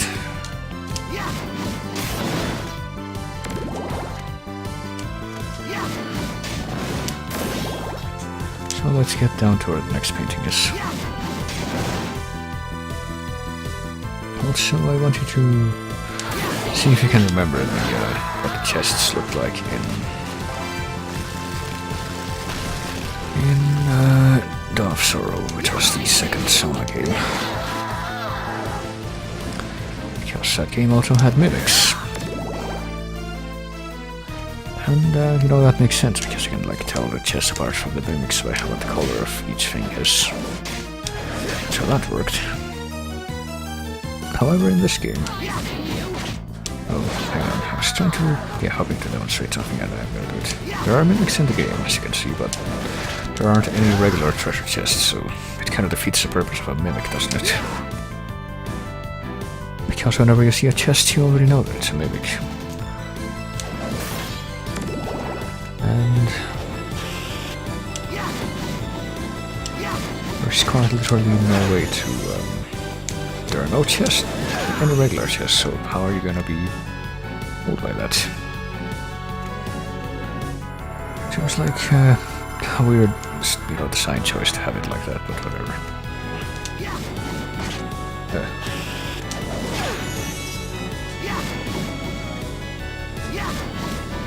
There we go.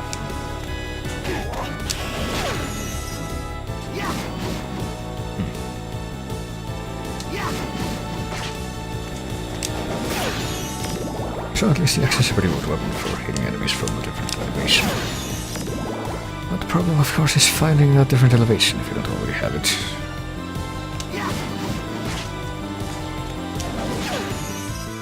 So the next painting world is gonna be there. Okay, I thought it was the other door actually, which is why I went there first.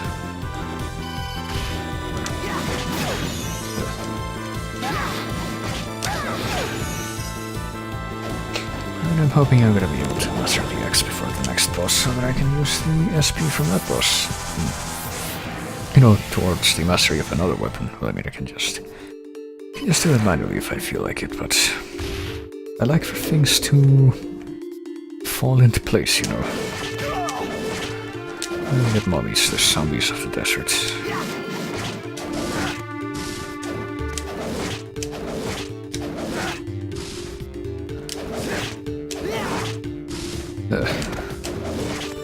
Did I in 2 or 3 hits? I can't tell. I think it's 3 hits. Yeah. And also Devil Wheel, aka not Ur from the Sword games.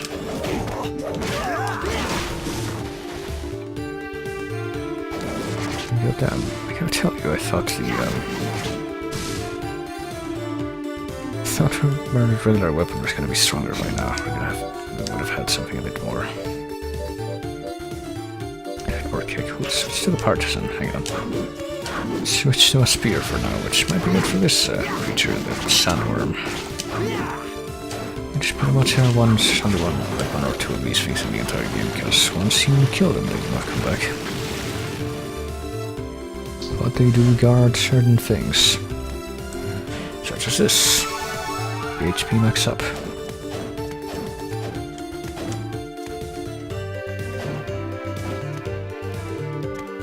Hopefully to get the blood skeletons here. Much like the, the Castlevania tradition for blood skeletons, they are completely invulnerable to any attempts to kill them. Can only do that a couple of ways, and you have to because if you realize, unlike the blood skeletons in Curse of Darkness, for example, well, there is a way to kill, and you have to do that to get to a certain room. But it's not something you have right away. Unlike those, though, who do show up in your bestiary even if you don't kill them. These ones don't, so that's how you can tell that, there's gonna have to be a way to kill them, definitely at some point. But for now, let's check out this Egyptian pyramid world we've discovered. Let's be very daring with our double jumping there. It's clearly how you're meant to do it, and not totally not by waiting for the platform to go up and then run under it, which is how you're actually meant to do it, you know. Also, check out the bone pillars here. They are very resilient, as per what has become the usual at this point, I guess. I'm just kind of a shame because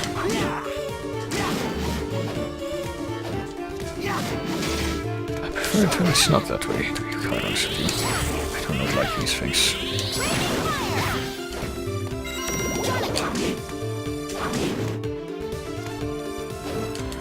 We can line up some good shots with the axe here at least.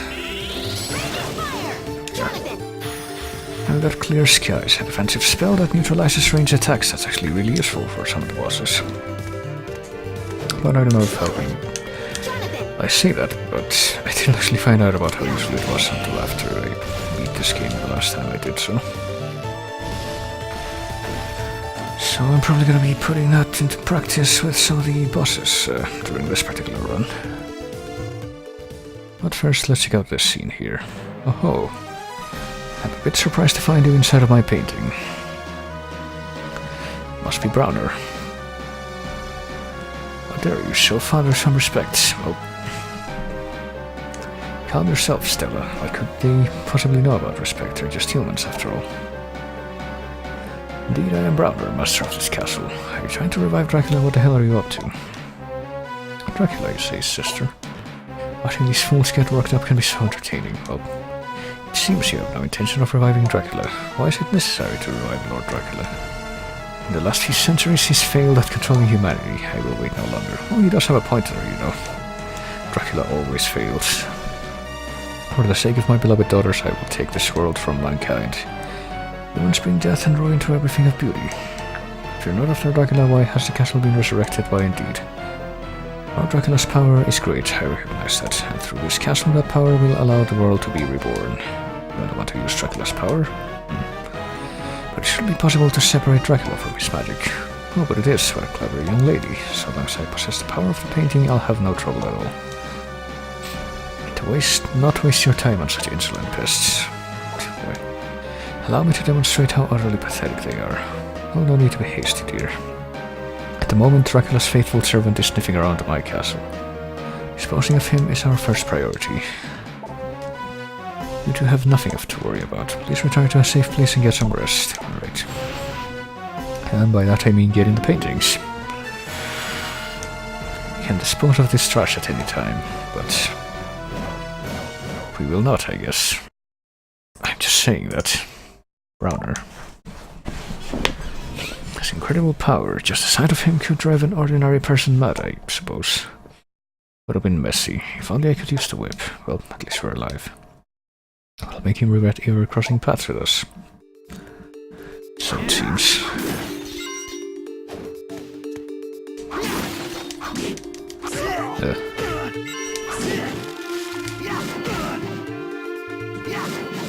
Damn it. Oh, we get glasses from some of those things. Guessing it was the blue skull, because the ghosts aren't dropping anything. And if they had dropped something, it would have shown up in the, status thing, so that's how you can tell. Alright, so we've managed to traverse this place almost completely horizontally. I think I'm gonna do that actually before I continue.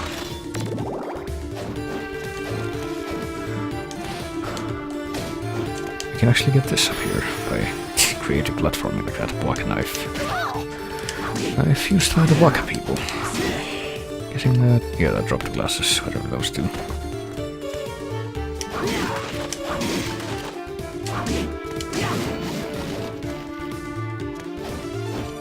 And out here we have another one of these things. Sandworms. Who controls the spice, controls the universe and all that. I don't think you can sink into this one's sandpit enough to where you go to a different screen. Yeah, you don't. But on the far side of this place we have a corpse weed, and whatever those things are, Hilbrad, Backnacks, I think. Backnack, there we go. Which is another punching weapon, which I never use, because there's not really much point in punching, close, at much close range in a game like this, I feel. But I just mastered the axe. Okay, let's check out. That's what the mastered axe looks like, by the way. There we go. And as you see here in the menu, the mastered sub-weapons show up yellow. Let me see. What should I try to master next? Let's see which will take more time to master. Shuriken, no, Waka knife or Yagyu Shuriken. Let me try Yagyu Shuriken actually. It's this. Find throwing blade used by the deadliest ninjas. Ninjas, Jesus Christ. I'm trying to not let my English pronunciation seep through to words that are obviously not English, like ninja.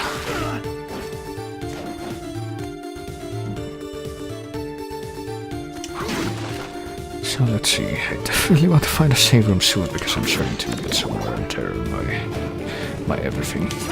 Okay, so are you sure it can shoot straight ahead?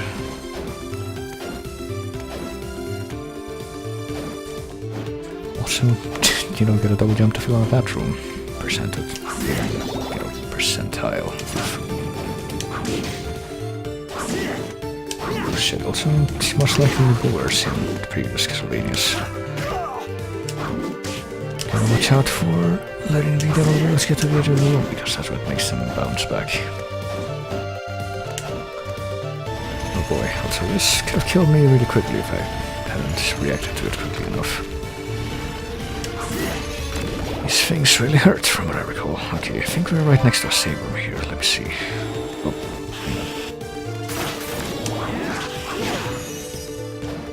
Let's keep leveling up the Yagyu Shurikens, but oops. Let's not do that way yet. Let's check what's above the previous hallway first. But I do think there's a save room close by here. Maybe this way. Crystal necklace, here we go. Can I change my armor right now and come up with something better? The Master Rings are gonna stay on, I'm afraid. Well, Iron Leggings, I can use that.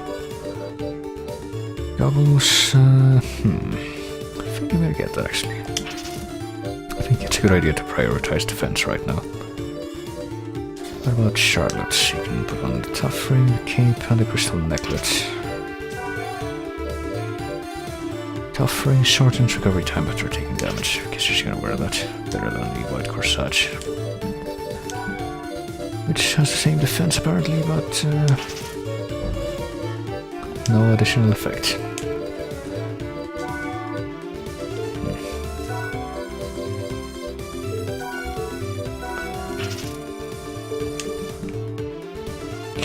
Right, I don't think I can keep going up here, because it's just like a shaft here. That cannot be climbed just by jumping.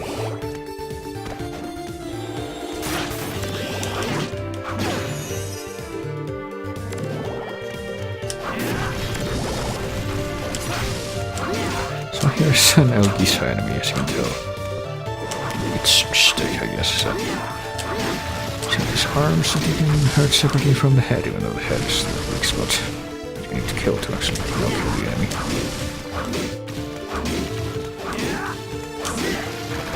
There we go. And they have pretty decent, since they are tougher than a lot of the enemies around here, they do have pretty decent SP yield. There's that.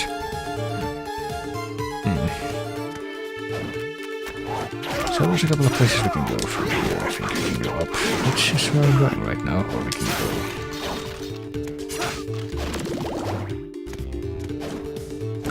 to the lower part of the pyramid, which...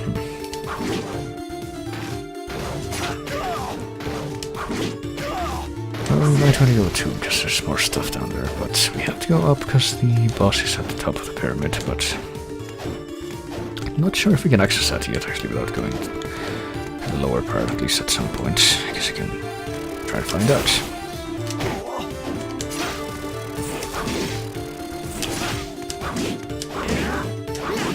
I'm sure Shuriken isn't that effective against a lot of these things yet, is it?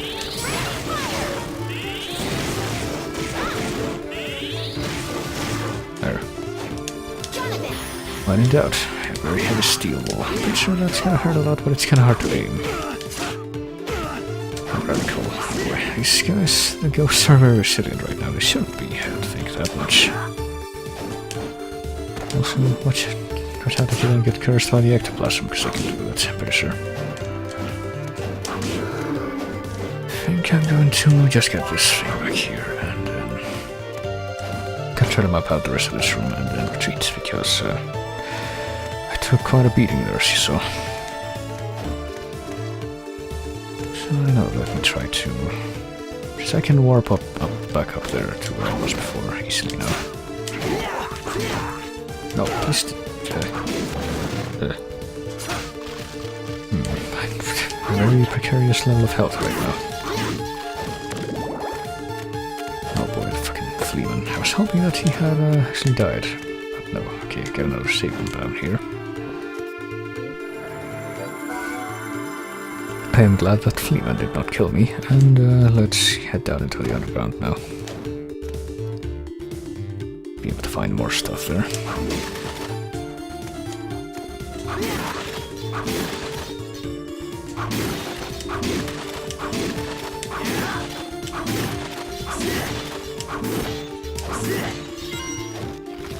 Let's see here. Down here in the tombs, I guess. We got Amphis Baena. Baena, I don't know. Baena, who knows? Who's pretty much the same as the Diplocephalus enemy from Symphony of the Night. I think that's what it was called. Watch out for the laser traps there.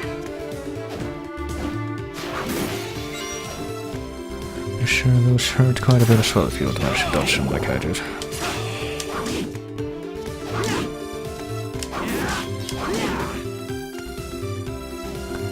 Okay, let's head straight down first, I think. That's probably a smarter idea. I think there's actually another, little rest stop here.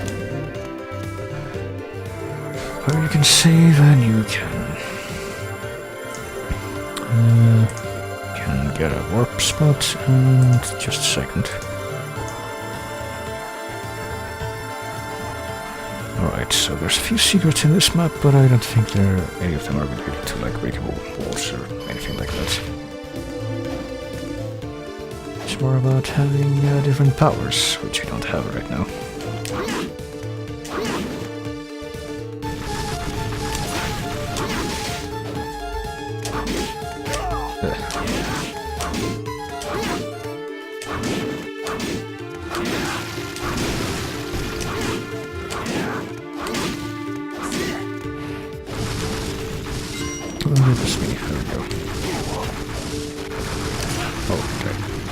Die or you just... No, it didn't. Just disintegrated because I was behind there, I guess. That's what it does when that's the case.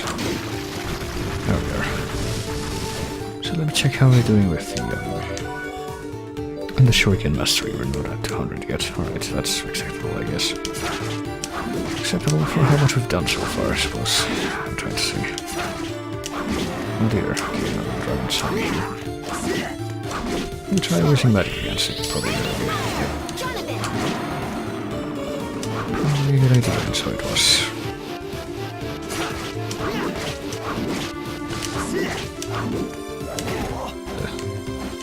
Also, I almost didn't realize, but you can actually do a kick now that you have the double jump.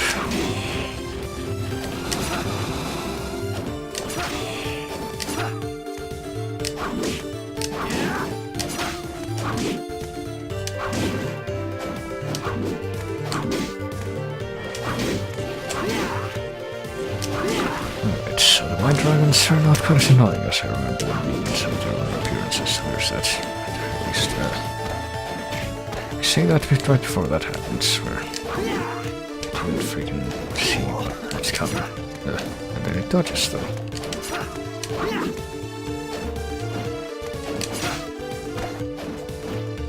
Alright, I definitely want to kill this fucker. No. Too bad that the platforms are so inconvenient for doing that. Right,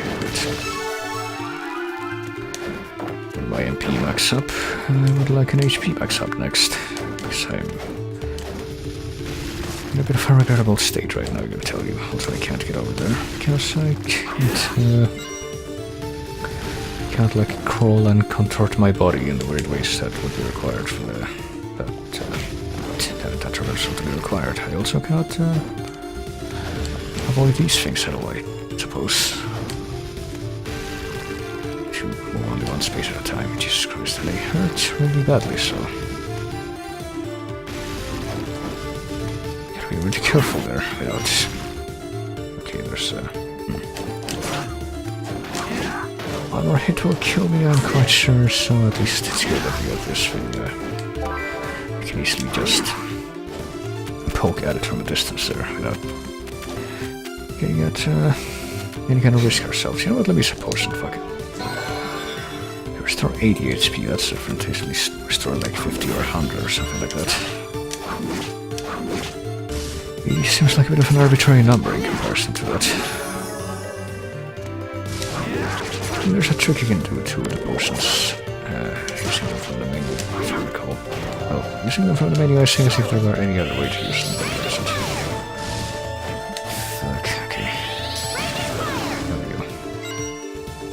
When you get cursed by the ectoplasms, you continually lose magic.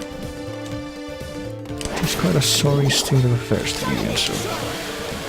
But as we get a hint for earlier, we can mitigate that by... Oh shit. By switching to the other partner until the effect runs out, which takes a while to do, I guess.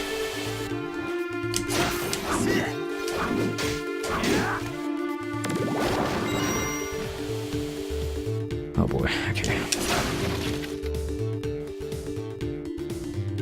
Speedball was kind of an annoying enemy from Symphony, I gotta tell you, so... Not sure how I feel about them being back. I don't even know if they can be called Spill 1 anymore because they don't spit, they just breathe fire.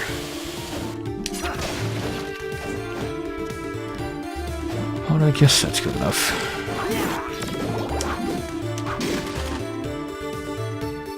And we get 1000 Blades, the best dual crosses in the game. And we get it as early as this Portrait World. Painting World, I don't know. Portrait World is from Mario 64, I think. It's more appropriate to say that particular word for that. Oh shit, okay. You know, let's just rush out of here and try to get to the nearest save point because I'm really starting to hurt. Really starting to lack in the being alive department. Oh boy, there's kind of a...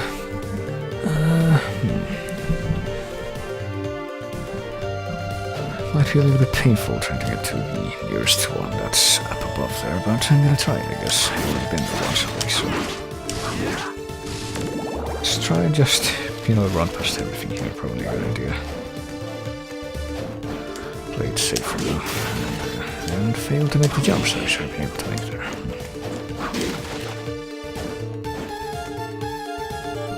Okay, there's gonna be a trap room very soon. It's not these rooms that I'm talking about, so it's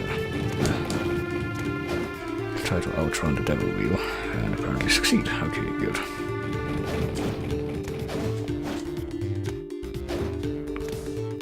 There's the trap room. It seems a bit cool to have that just before the save room, I gotta tell you, but I think at least we knew about it already.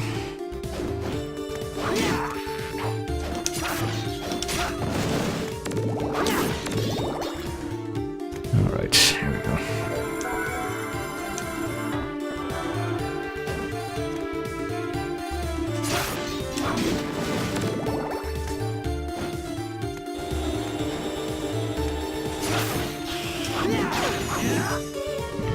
Alright. This shuriken has gotten strong enough to where we can two-shot those things. Nades. Things. I don't know why I said things there. They're probably supposed to be like demon bits or whatever, but it's weird. Save like that regardless. Yeah.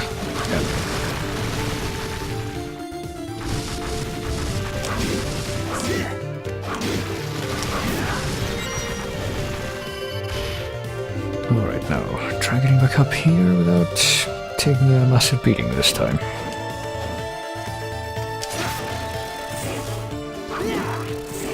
Actually, without even bothering with that tower of stuff, actually, we can just go past it.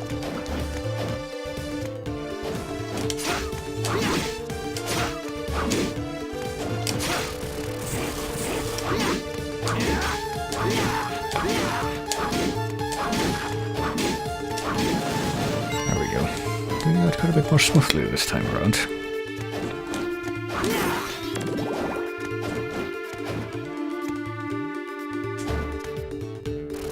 Oh dear, I see that, but then we get the tower of those guys that's just blocking way. So we probably have to go next. It's not fun to deal with. At least we can still stand on them without any real problems. Actually, we probably had to stand on at least one of them to make it up there, to dog power up there. I had to guess. Now let me see if I can at least kill this guy. There we go. And maybe make it a little bit farther before I attempt that again.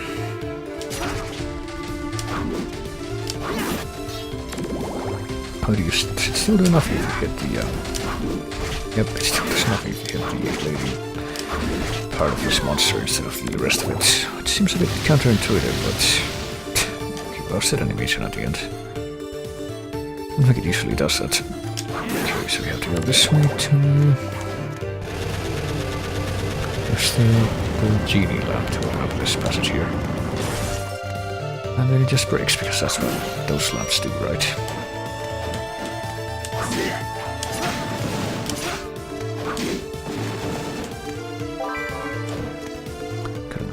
Here's potion, and here's this cross of armor that shoots explosive bolts at you. It's really quite unpleasant stuff. At least you can... I'm sure you can knock those back out if you're careful, probably.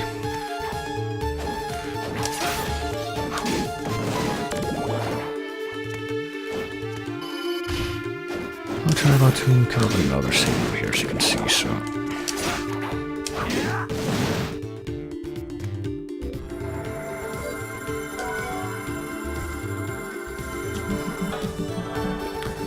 Take advantage of that and explore this place a little more.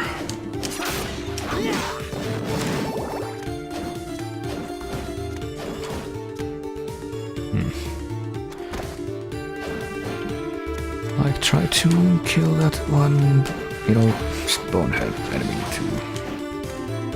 to see if we can get up higher in that one room. Hang on. Actually, before I do that... No, before I do that, I think I'm gonna do that first, and then I can do the other thing I'm thinking of.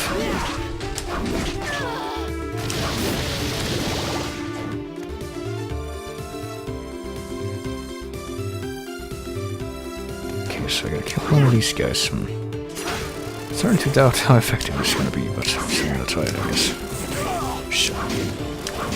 It takes so many hits to kill too, that's... Oh, there we go, it did work, but it doesn't matter anyway, because this thing is in the way. That's what I thought, actually. I have to remember that being the case.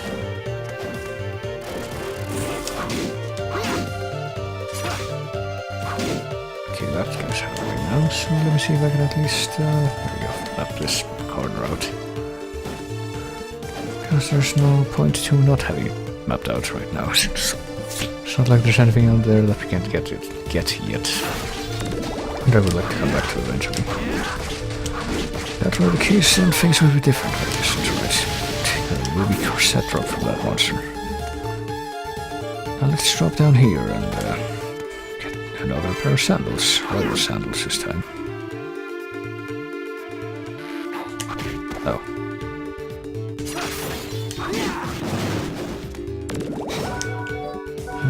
They're not as good as the iron leggings we have right now, though.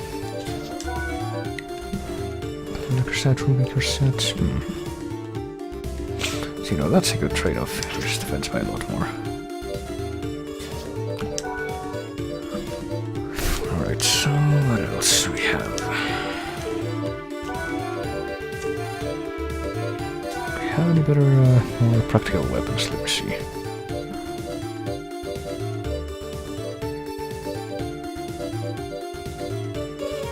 The mace and the axe, which are better, but in terms of raw damage, but I don't know if it's really worth it. I think I'm gonna keep using the axe, not the axe, the spear for now. I heal myself without saving, I guess.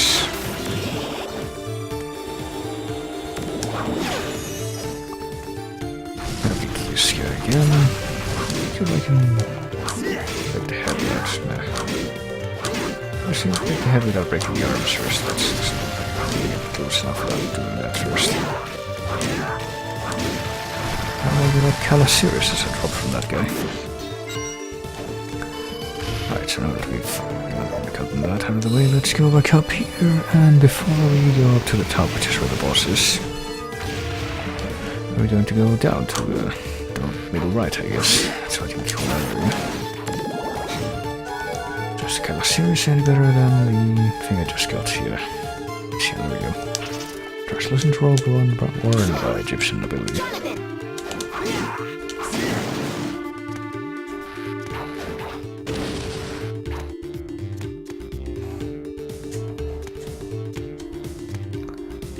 Here in the extra rooms of the pyramid, I guess. Training all the way to... Well, there should be, but that's the first turn that I came up with, so... I must therefore accept it as the only acceptable one.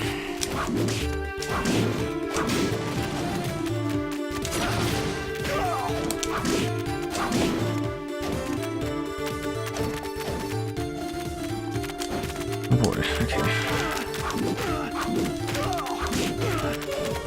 And you can get trolled by the fleabit if you get down there into the pit.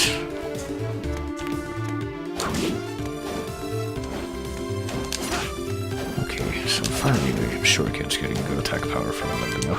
A charm necklace from this place. And I think this is as far as we can go for now. I think there's something very, very special we can find in here, actually. Not in terms of what's lying around, but just in terms of what's present. What can be present, I guess. But you might notice that in this room there are these ghosts that keep appearing over and over again.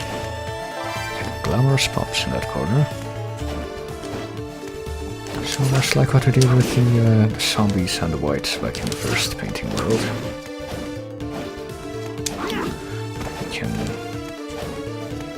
We can do away with these ghosts time and again to thin them out. And level up while doing so, I guess. That helps. And let me check my skill for the shuriken. It's 624, okay. Still low enough that I don't think I'm gonna max it out that year. Eventually, if you kill enough ghosts, this guy appears, the Great Ghost. No, here's a graphic that's gonna be used in, I don't know. Or has it been used actually since Symphony, if I recall. Great Ghost who has 9 SP, so let's see how much SP I get from that. Not that much, alright. Back in that game, since Symphony was called Skull Lord, pretty sure it didn't show up in Rondo. There was a great ghost enemy in Rondo, but that was the big skull with the 3 eyes. I'm pretty sure it has not been reused in any game since. Surprisingly enough. Oh boy, okay.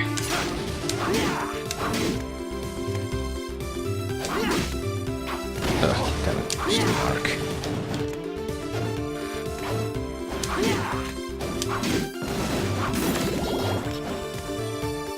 Alright, so now it's finally time to get into the boss room, I think, at the top of the pyramid. Guess you really want to get. Yeah, I guess so. Probably gonna do 1 more hour of this and that's it. So here's the boss, it's a start. And if we talk here, I think I'll actually show something up before I beat her. So beautiful. What are you looking at? Don't lose your head. There's a special thing you can do here. Hang on. Switch to 1000 Blades as the dual cross for both of the characters. Here's what that does. It's stupidly overpowered.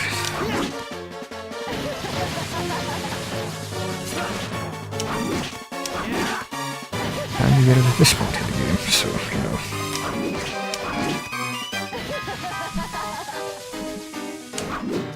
good stuff. Access starter isn't too bad in terms of difficulty. But it hit him with 1 more of these dual crosses and... Oh, never mind. I can kill her in 2 of those rushes. I might actually restart because there's something I want to show off. Yeah, up next in co-op battle to unleash an unstoppable attack. I think we know that already if we get to this point. Yeah, no, I'm gonna restart real quick. Because there's something special that can happen during that fight. And I can give you some extra flavor text. Let's see, 1000 Blades. So I'm only gonna do it once, I guess. As long as most of it hits, then it's gonna be fine.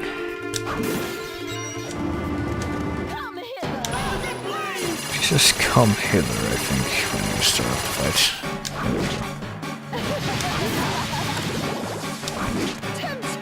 And she does this move, Temptation, which if it hits you like that, Jonathan is now under her control pretty much, and if you talk, yes, my master, snap out of it. Don't you recognize me, but you'd still be able to do it. Oh boy, or not. See? Strong against magic, that's terrible if so.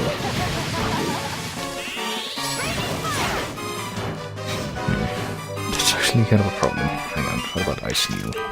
Or Rock Right? There's a bunch of magic spells I haven't tried out yet. Shit. Oh, there we go. I don't know if... Okay, she's still strong against that though. What about Rock Right? Oh shit.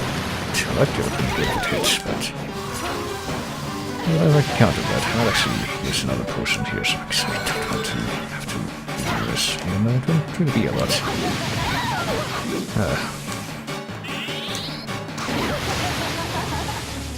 Can't even tell if that hit or whatever.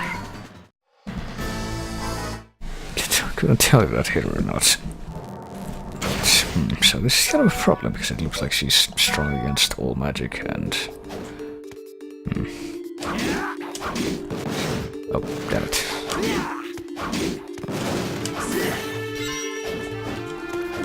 And if she hits Jonathan with that attack, you have to finish her off with Charlotte. Which I'm trying to do on purpose, but I don't know, maybe Gale Force, Ice Fang?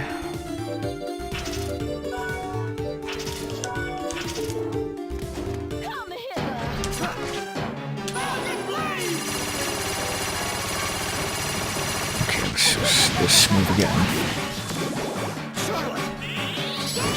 Okay, Gale Force hits a lot harder. Okay, so now I wait for her to use Temptation move again. And she does a tornado move instead, which she hadn't used before. Come on. There we go. And Jonathan says command me if you can ever hear that. Okay, I'm trying. I'm definitely taking it, but... Oh dear. Oh dang it. I think I might need to hit her a few more times with Jonathan before the mind control thing comes into effect.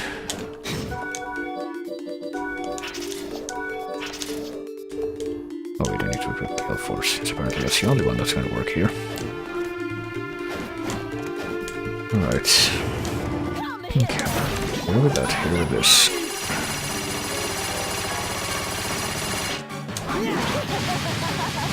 And then hit her a bunch of times with the normal attack. And don't get Temptation just yet. Okay, 1, 2, 4, I guess 10 times will do. 6, 7, 8, 9, 10. Alright, now we'll wait.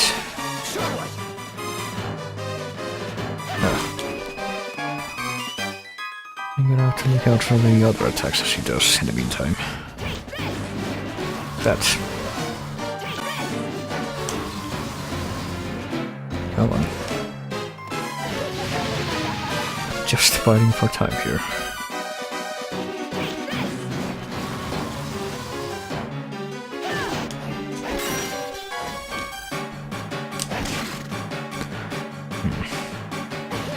I picked the Tome of Arms, hang on.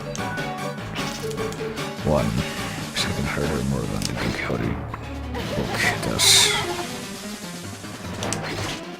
Yes, okay. However, now she's not doing the attack at all. Temptations, come on. How difficult could it be? Apparently very, based on her reluctance.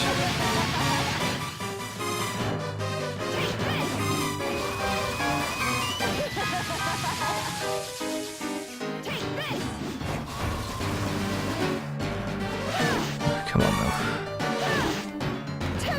There we go. But it didn't hit her, but I thought it would work regardless of who the control character was.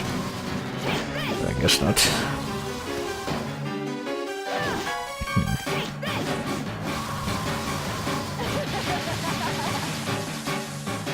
Come on, come on.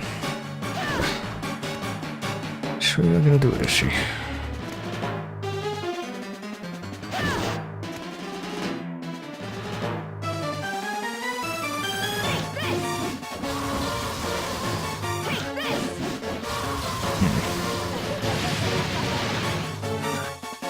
Wait over here then.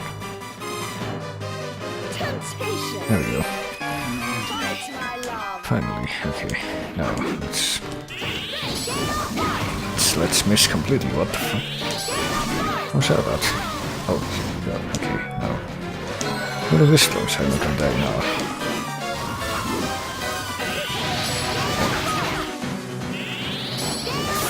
There we go, finally level up. You're asking for it. You're asking for it, sorry. Sorry about that. Once you get a grip, you get a gorgeous girl right here next to you. So that's an easily missed bit of flavor text, I guess. I sure hope it was worth having to redo that 4 times.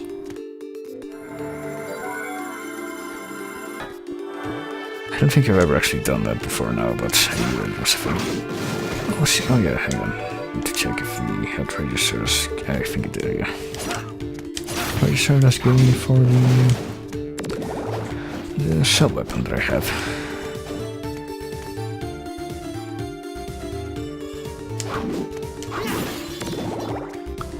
And if we get down here, we can find another red temperature. Eventually. After we map out this little bit of the world.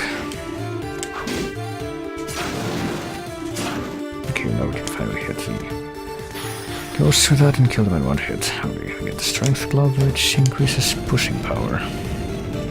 And we can move this thing out of the way with that. So now all that remains is... just getting out of here, I guess, because there's not really anything else to be found in this here place at this time. Notice how I say at this time, though. It's actually significant this time around.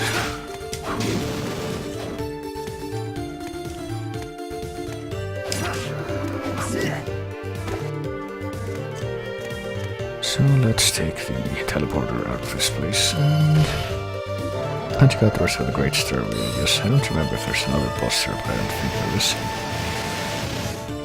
Well, the next 2 painting worlds that we need to clear, I think. There's only 8 in the game. 8 if you count the ones you need to beat the game, I guess, at least.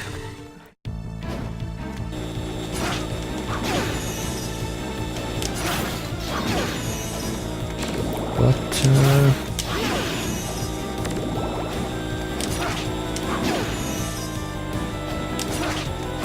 the 2 painting worlds that can be accessed here from the Great Stairway are pretty much accessed for the purpose of being able to go to the next area, which is the clock tower. Because you get stuff from both of them that relates to your ability to enter that place. Actually, I'm gonna take the teleporter down here if I need to. Boy, master of the Yagyu Shuriken. It looks slightly larger now. I guess that's the effect that it has.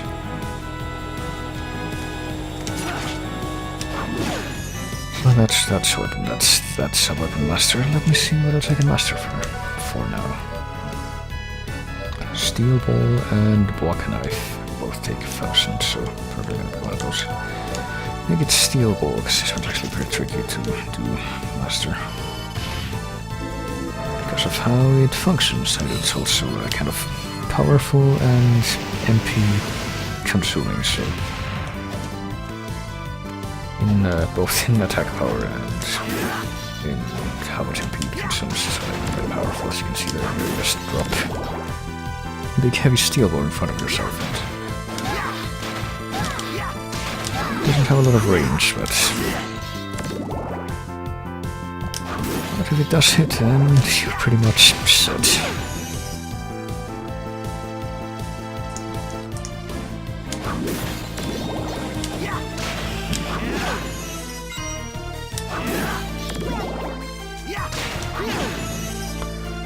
Just being mean because we're attacking them and they're saying welcome without, before we even try to kick us in the face. Okay, now we can go this way, even though I don't want to right now or need to, but actually I do want to. Hang on a minute. So I remember there's a big whole thing there that I missed before, and I can get it now.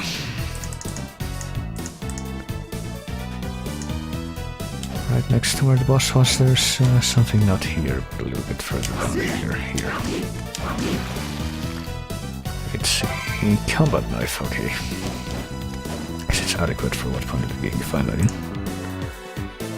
And now that we have gotten that, I'm pretty sure we couldn't have moved this thing without the relic we just got from the pyramid world.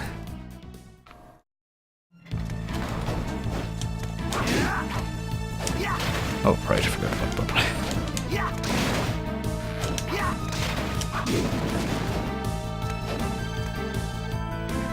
can come up here, but I don't remember if we want to right now. Skeleton Flare, another... Oftentimes we used Sprite from Rondo, and then we got this guy who's new. Las Yellow Bolas. He was a bulldog, I guess, who drops a hot dog when we kill him. I think he spits poison bubbles too, so there's that.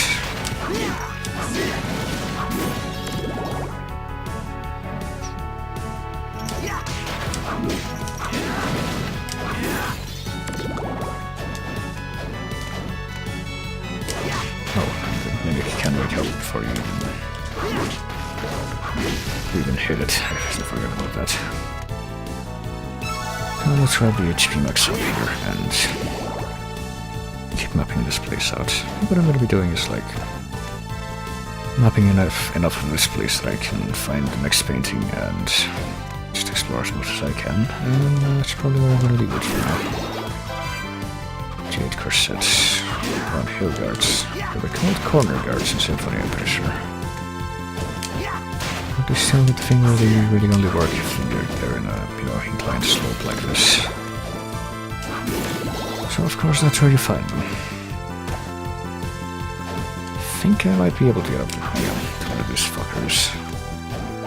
Oh, had he not even noticed me, because that's kind of special if that's the case. Okay. There we go, that's how we get here. Even though there isn't even anything here except the skeleton. And he didn't even drop anything, so,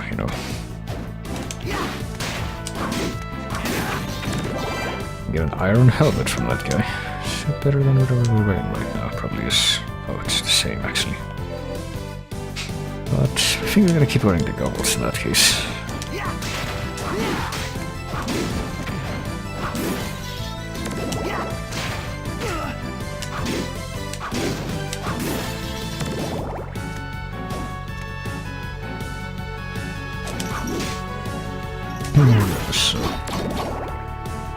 So it takes forever to sink his flail, but when he does, it's really annoying. So it's just like in Rondo. Except I'm pretty sure that the skeleton flails in Rondo didn't take forever to do that.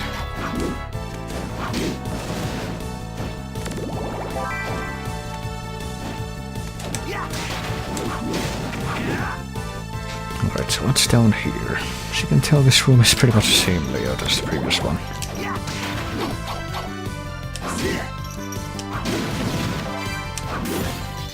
So is this morning star that we're getting any better than the thing we have right now? So with a vicious star-shaped head, apparently the answer is yes. Oh, that's oh well. It's a little bit cumbersome, but I think we can work with this.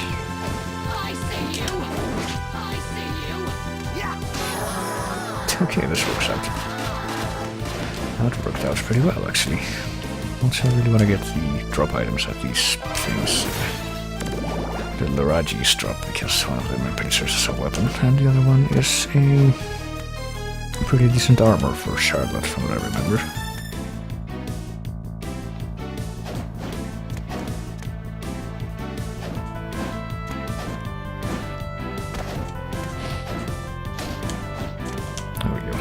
This time it was actually worth it to get up here. Oh shit.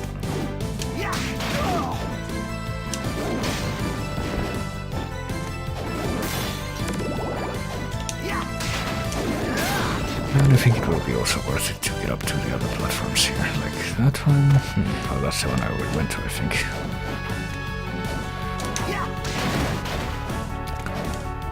Sculpture. Oh, is that a poncho? That is indeed a poncho. You get a poncho from exploring Dracula's castle. There you go. And got a gladius from these guys.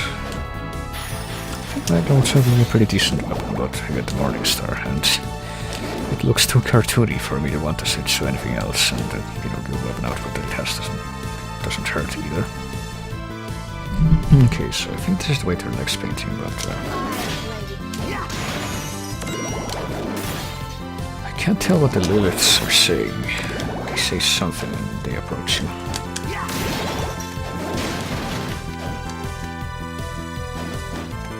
Also, I think there's like another breakable wall thing somewhere around here. Hang on. Yeah, apparently not right here, but like mixed in with this passageway, but one end of it.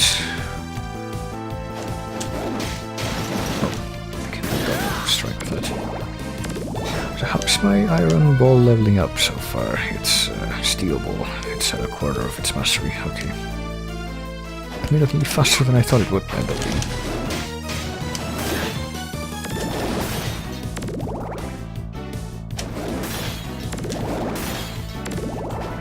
Let's head this way first, because I think she says so lonely when she dies, but I can't tell what she says before that. So I think the painting is here. Yeah, it's up here. After the skeleton shooters, who again they carried around from Rondo and Symphony, skeleton gunmen. There's a harpoon. Oh gracious. I'm being pinged in this harpoon. I think I know what that's for, but if it is still, I have to wait. Oh, okay, yeah. Yeah, I can check that out later, okay.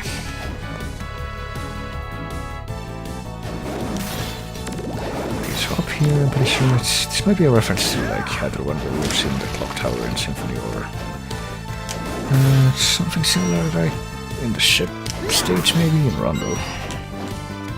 Got a little area up here with the nun's robes. I think we have all the nun items now actually. There are only 3 nun items to get the nun's robes, get the nun's habit and nun's shoes, yeah. I think the nun's robes are, well, they might be actually because they waste intelligence. I think intelligence is better than defense with Charlotte because she hits harder with that. Looks like maybe in a boss fight like we just left. So the painting is to my left right now, but I don't think I'm gonna go there just yet. To save, I'm gonna keep exploring the stairway, I think. And when I'm done with that, I'm gonna go back into the painting and, well, back to the area that has the painting, I guess, and then that'll be it from me tonight.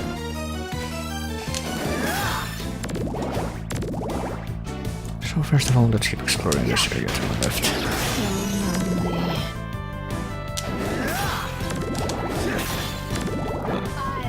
Hunger.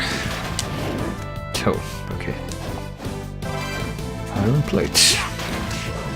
Can also hurt stuff through the floor with the iron ball or steel ball. So that doesn't hurt. That helps. That's the opposite of what I wanted to say. Well, that's good, I guess. We can see it that way.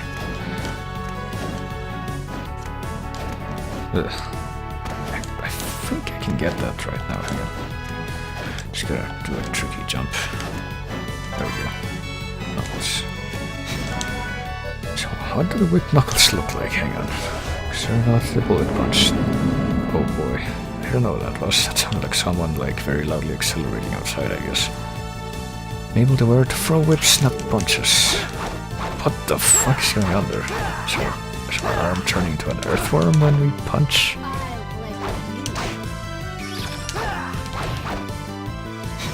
That looks really freaky. I don't think I ever saw that before. Alright. I should probably go talk to Wind again since, you know. Got Lilith Corset, okay. Since he should have more quests for us by now. So let's unlock the rest of this room, I guess. Skeleton boomerang. I already noticed this somehow from all the way over there. And over here.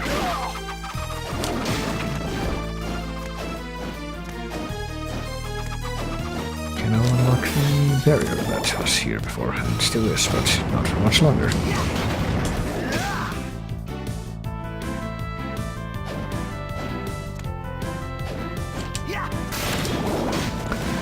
It's pretty much just a shortcut. Okay, so... Which way should I go? I don't know. I think we can access one of the next boss fights in the castle right now, actually, but... think I'm gonna want to do the next painting before I do that. But I guess we're gonna go there now. We're gonna have to go to the clock tower. For that purpose.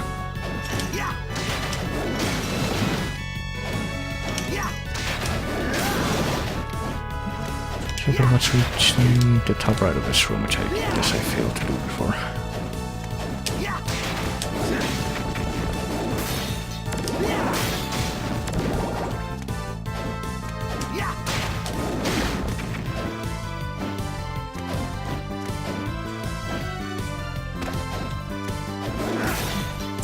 And here we go. This should connect with another hallway of in the style that we've seen, yeah.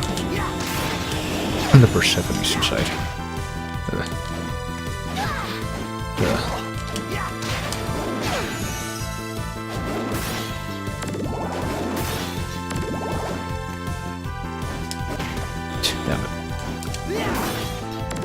I think these gremlin Okobaks are even worth it for trying to level up the arrow mob. So what do we got here? Is this a save room or is it a warp room? Okay, good.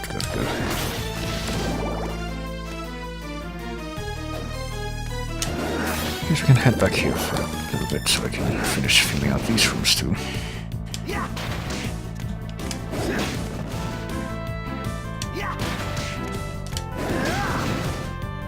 I don't see you back there, down there.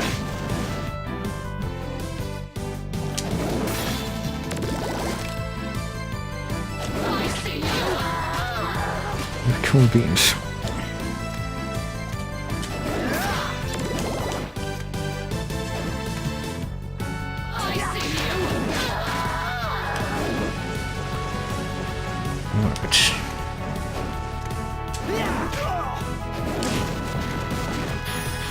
And a bit mind boost spell. See, that's another thing we need to get all of these spells and all of these supplements before this game is out, so gonna have to explore so much.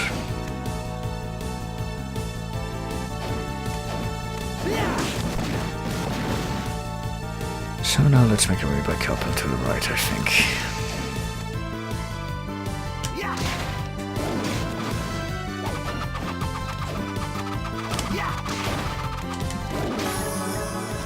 And get some extra levels while we're at it. Okay, we're level 19, so we're still not like super overpowered or anything, but I get the feeling that the level progression is still happening faster in this than it ever did in Curse of Darkness.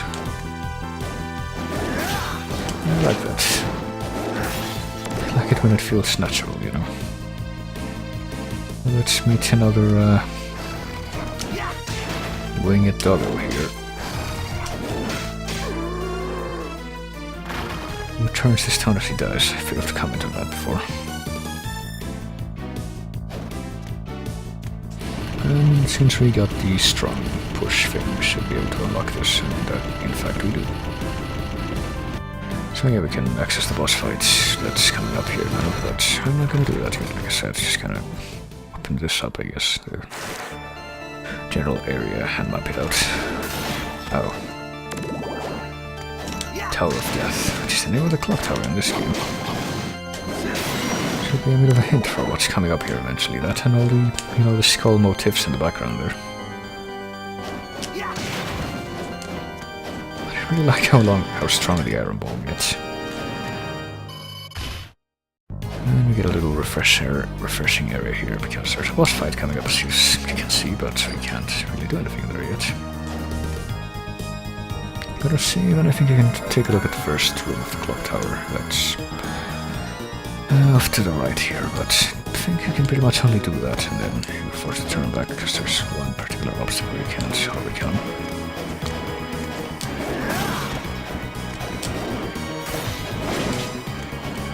This music, by the way, I'm pretty sure it's called an ear skull or eye. It's quite good.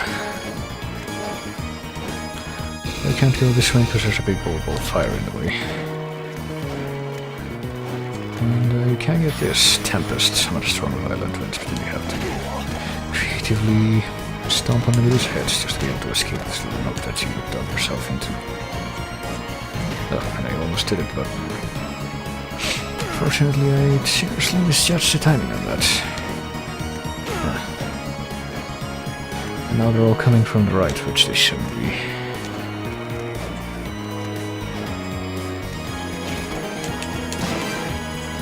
Damn it, well, I got the Medusa Whip, which is a rare drop from them, so I really don't want to die now.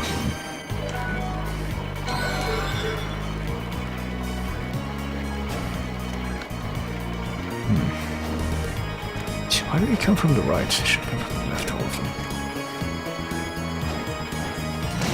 This is what I decree calculated. And I'm almost dying there.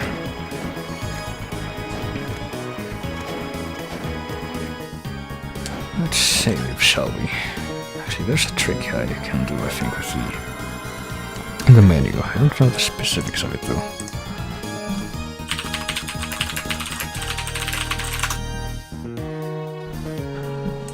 Glitch, that's it.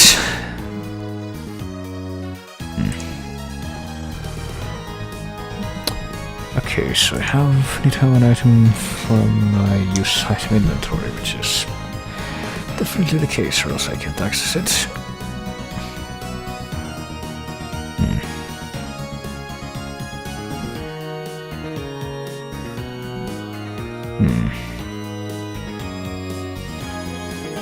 Here, perhaps.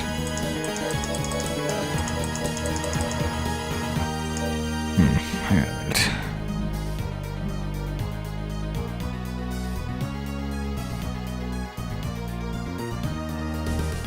Okay, wait a minute.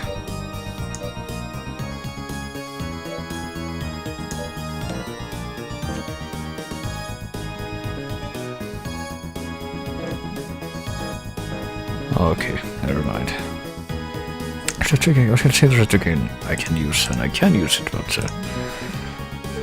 wouldn't really, I think with the circumstances right now, it wouldn't be noticeable that it's a trick, so... Never mind, I'm just being silly. I'll probably end up using that at some point, though. So let me just confirm that the next room here is gonna be something I can't get here, because there's only a tiny space through which you can proceed that we can't do anything about yet.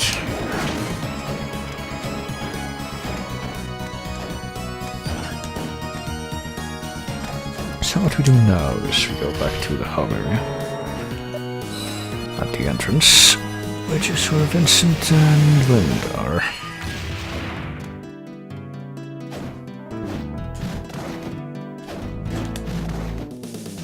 See what he has for us now. How are things? Ghost of the Desert, defeat the great ghost that appears there. Bible learned.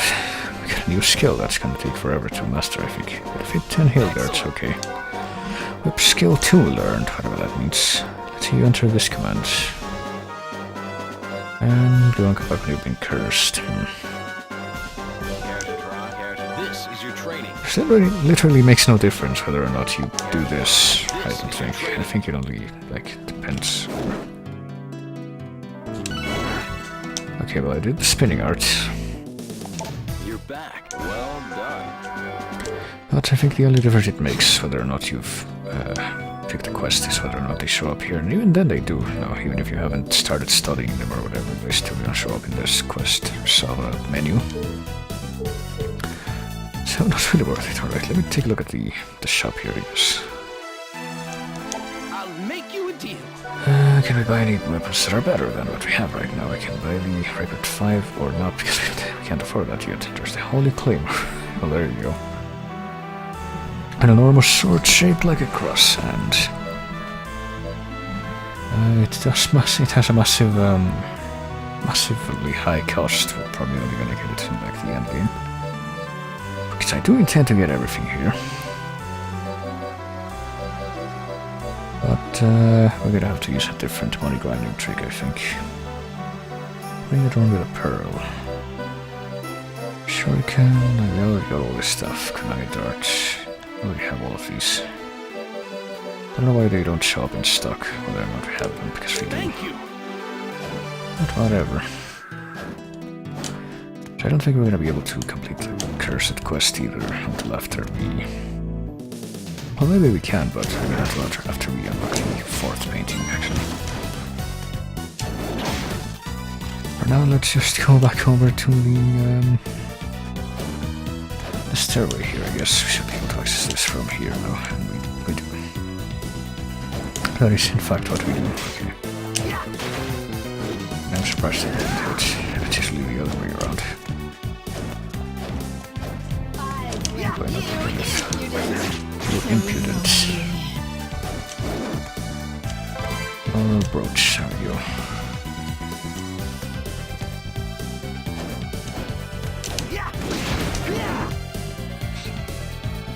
Let us see. Flying skull. Pretty sure the enemies that are gonna be in this little part here is gonna be pretty much the same stuff we've already seen, but I don't know. Gotta fill out more of the map and what have you. So, what is up here? Let's see. It's a whip called Nebula, alright. What is the whip skill 2 that we are actually hanging out with relics? Whip skill 2, while jumping, use that move to attack diagonally downward. Okay, so we can whip like in Castlevania 4 in this, pretty much. So that means... And let's see what else. Try to whip. Nebula is a chain that binds and destroys evil. See, there's another whip in this game called the Undead Killer, and for the longest time, for some reason, I had them confused with the Nebula. But no, the Nebula is basically a whip with a very fancy whipping animation, as you can see. Before I keep going over there, I think I'm gonna get down here. Oh shit. Let's see what we got on this little dead end over here. I think it's at the end. Oh shit. I'll cheat these guys out or kill them from up here. I think this spray will actually. There's an MP max up here.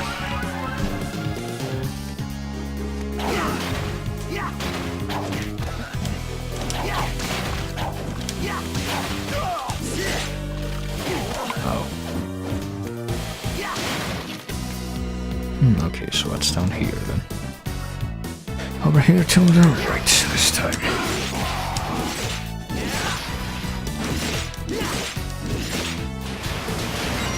I gotta tell you, I like the range and the attacking speed of this weapon though. Knee strike. Inspired by legendary martial artists.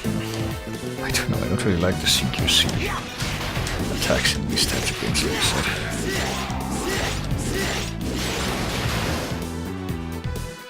So how is my steel ball evolving? It's already past the halfway point. I'm probably gonna be able to evolve that thing to, well, evolve master, I guess. It's not evolving like it is Demons and Devils in the Curse of Darkness, so I'm gonna keep that in mind. Master that thing before I get to the next boss fight, probably. By all accounts.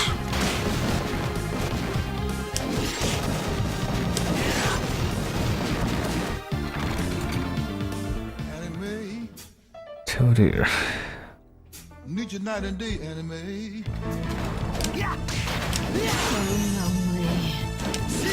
So lonely from anime. Oh shit, that hurt and it knocked me into the door, so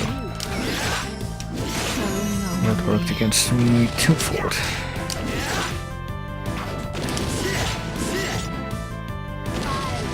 Oh shit, I wasn't paying attention.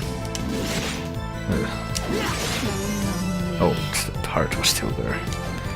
It's actually pretty lucky that I didn't get hit by that. I don't know, maybe I'm pretty sure those things curse you if they hit you, so... Maybe what I could do is like let one of those hit me and then run back to the entrance, and that's how you need to come back here when you've been cursed quest. Actually, let me try that right now. Hey, Leaf, come over here and kiss me, please. Oh, well, that actually hurts too. I didn't expect it to. There we go.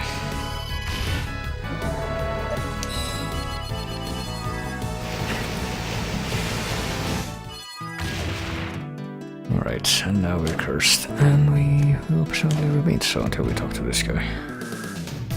There we go. Well done. Blessed ring received. There we go. That's the last quest we can do for now. There's pretty much only one other thing I want to check out right now before I call it quits for the time being, and that's there's a little nook up above one of the hallways in the great stairway that I want to see where it leads.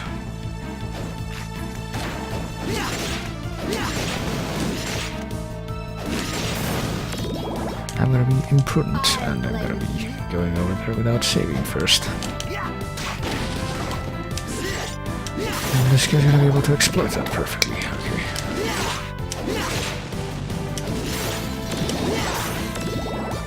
So, okay, now this guy's gonna... I thought he was gonna wait before he did that, but I guess I was totally mistaken. Okay, here, what is up here? That's what I want to know. Oh, okay, that's nice.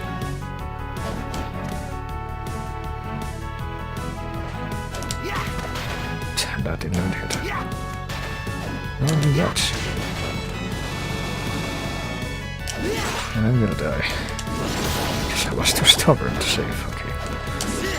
Now let's start using my potions, and then I can maybe show off with my shitty potion trick that I'm trying to do this. There's up there. Okay, I'm gonna use a potion.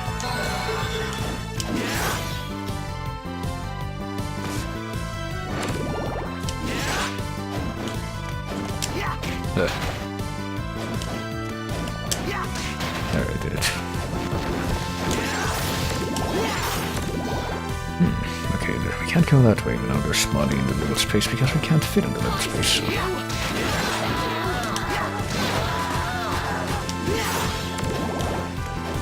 And there's a sequined dress up here. Okay, that's completely worth it. I think you'll agree.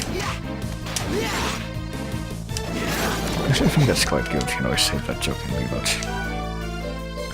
Sequin dress raises attack, defense, and strength by a little bit.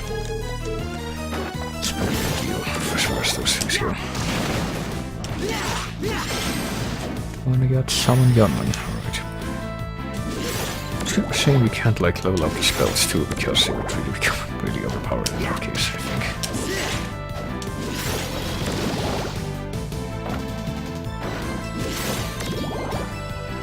Wait till we get past one more of the crossbow armors before I can finally make my way out of this place. Okay.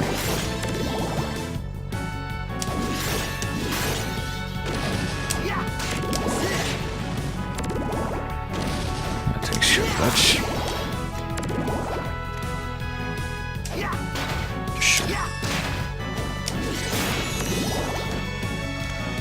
Alright, I think that's gonna be that for now.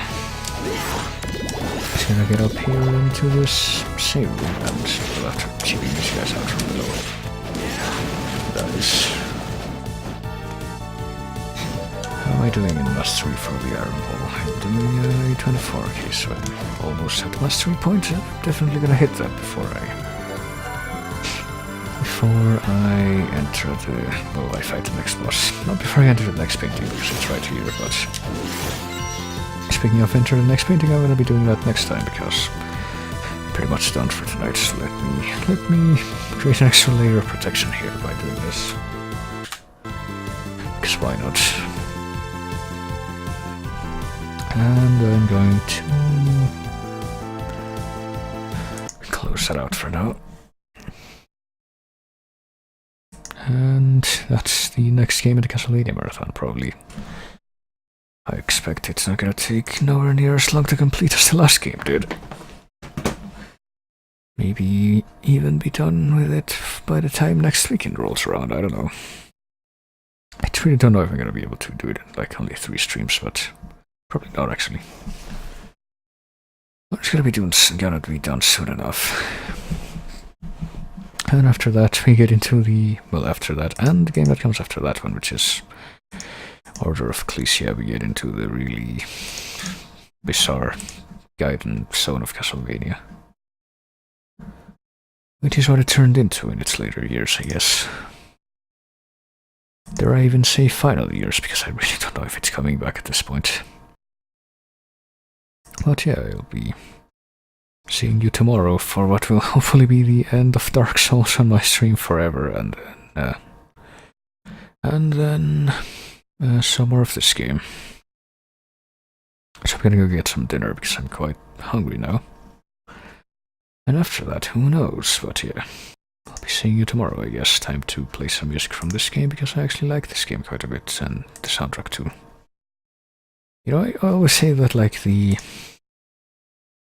my favorite Castlevania game is Aria of Sorrow, and while I still like that game a lot and had a lot of fun with it, kind of in a nostalgia way, and even in the present after replaying it, I feel like that overall that game is becoming more and more tied with two other games, namely Portrait of Ruin, which I'm playing right now, and Order of Ecclesia, which comes after that. I think those three are all my favorite Castlevania games at the same time.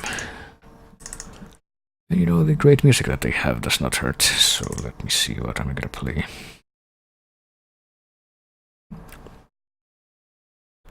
Could play the Clock Tower theme, I guess, since we're gonna be checking that out next time after I do the next painting.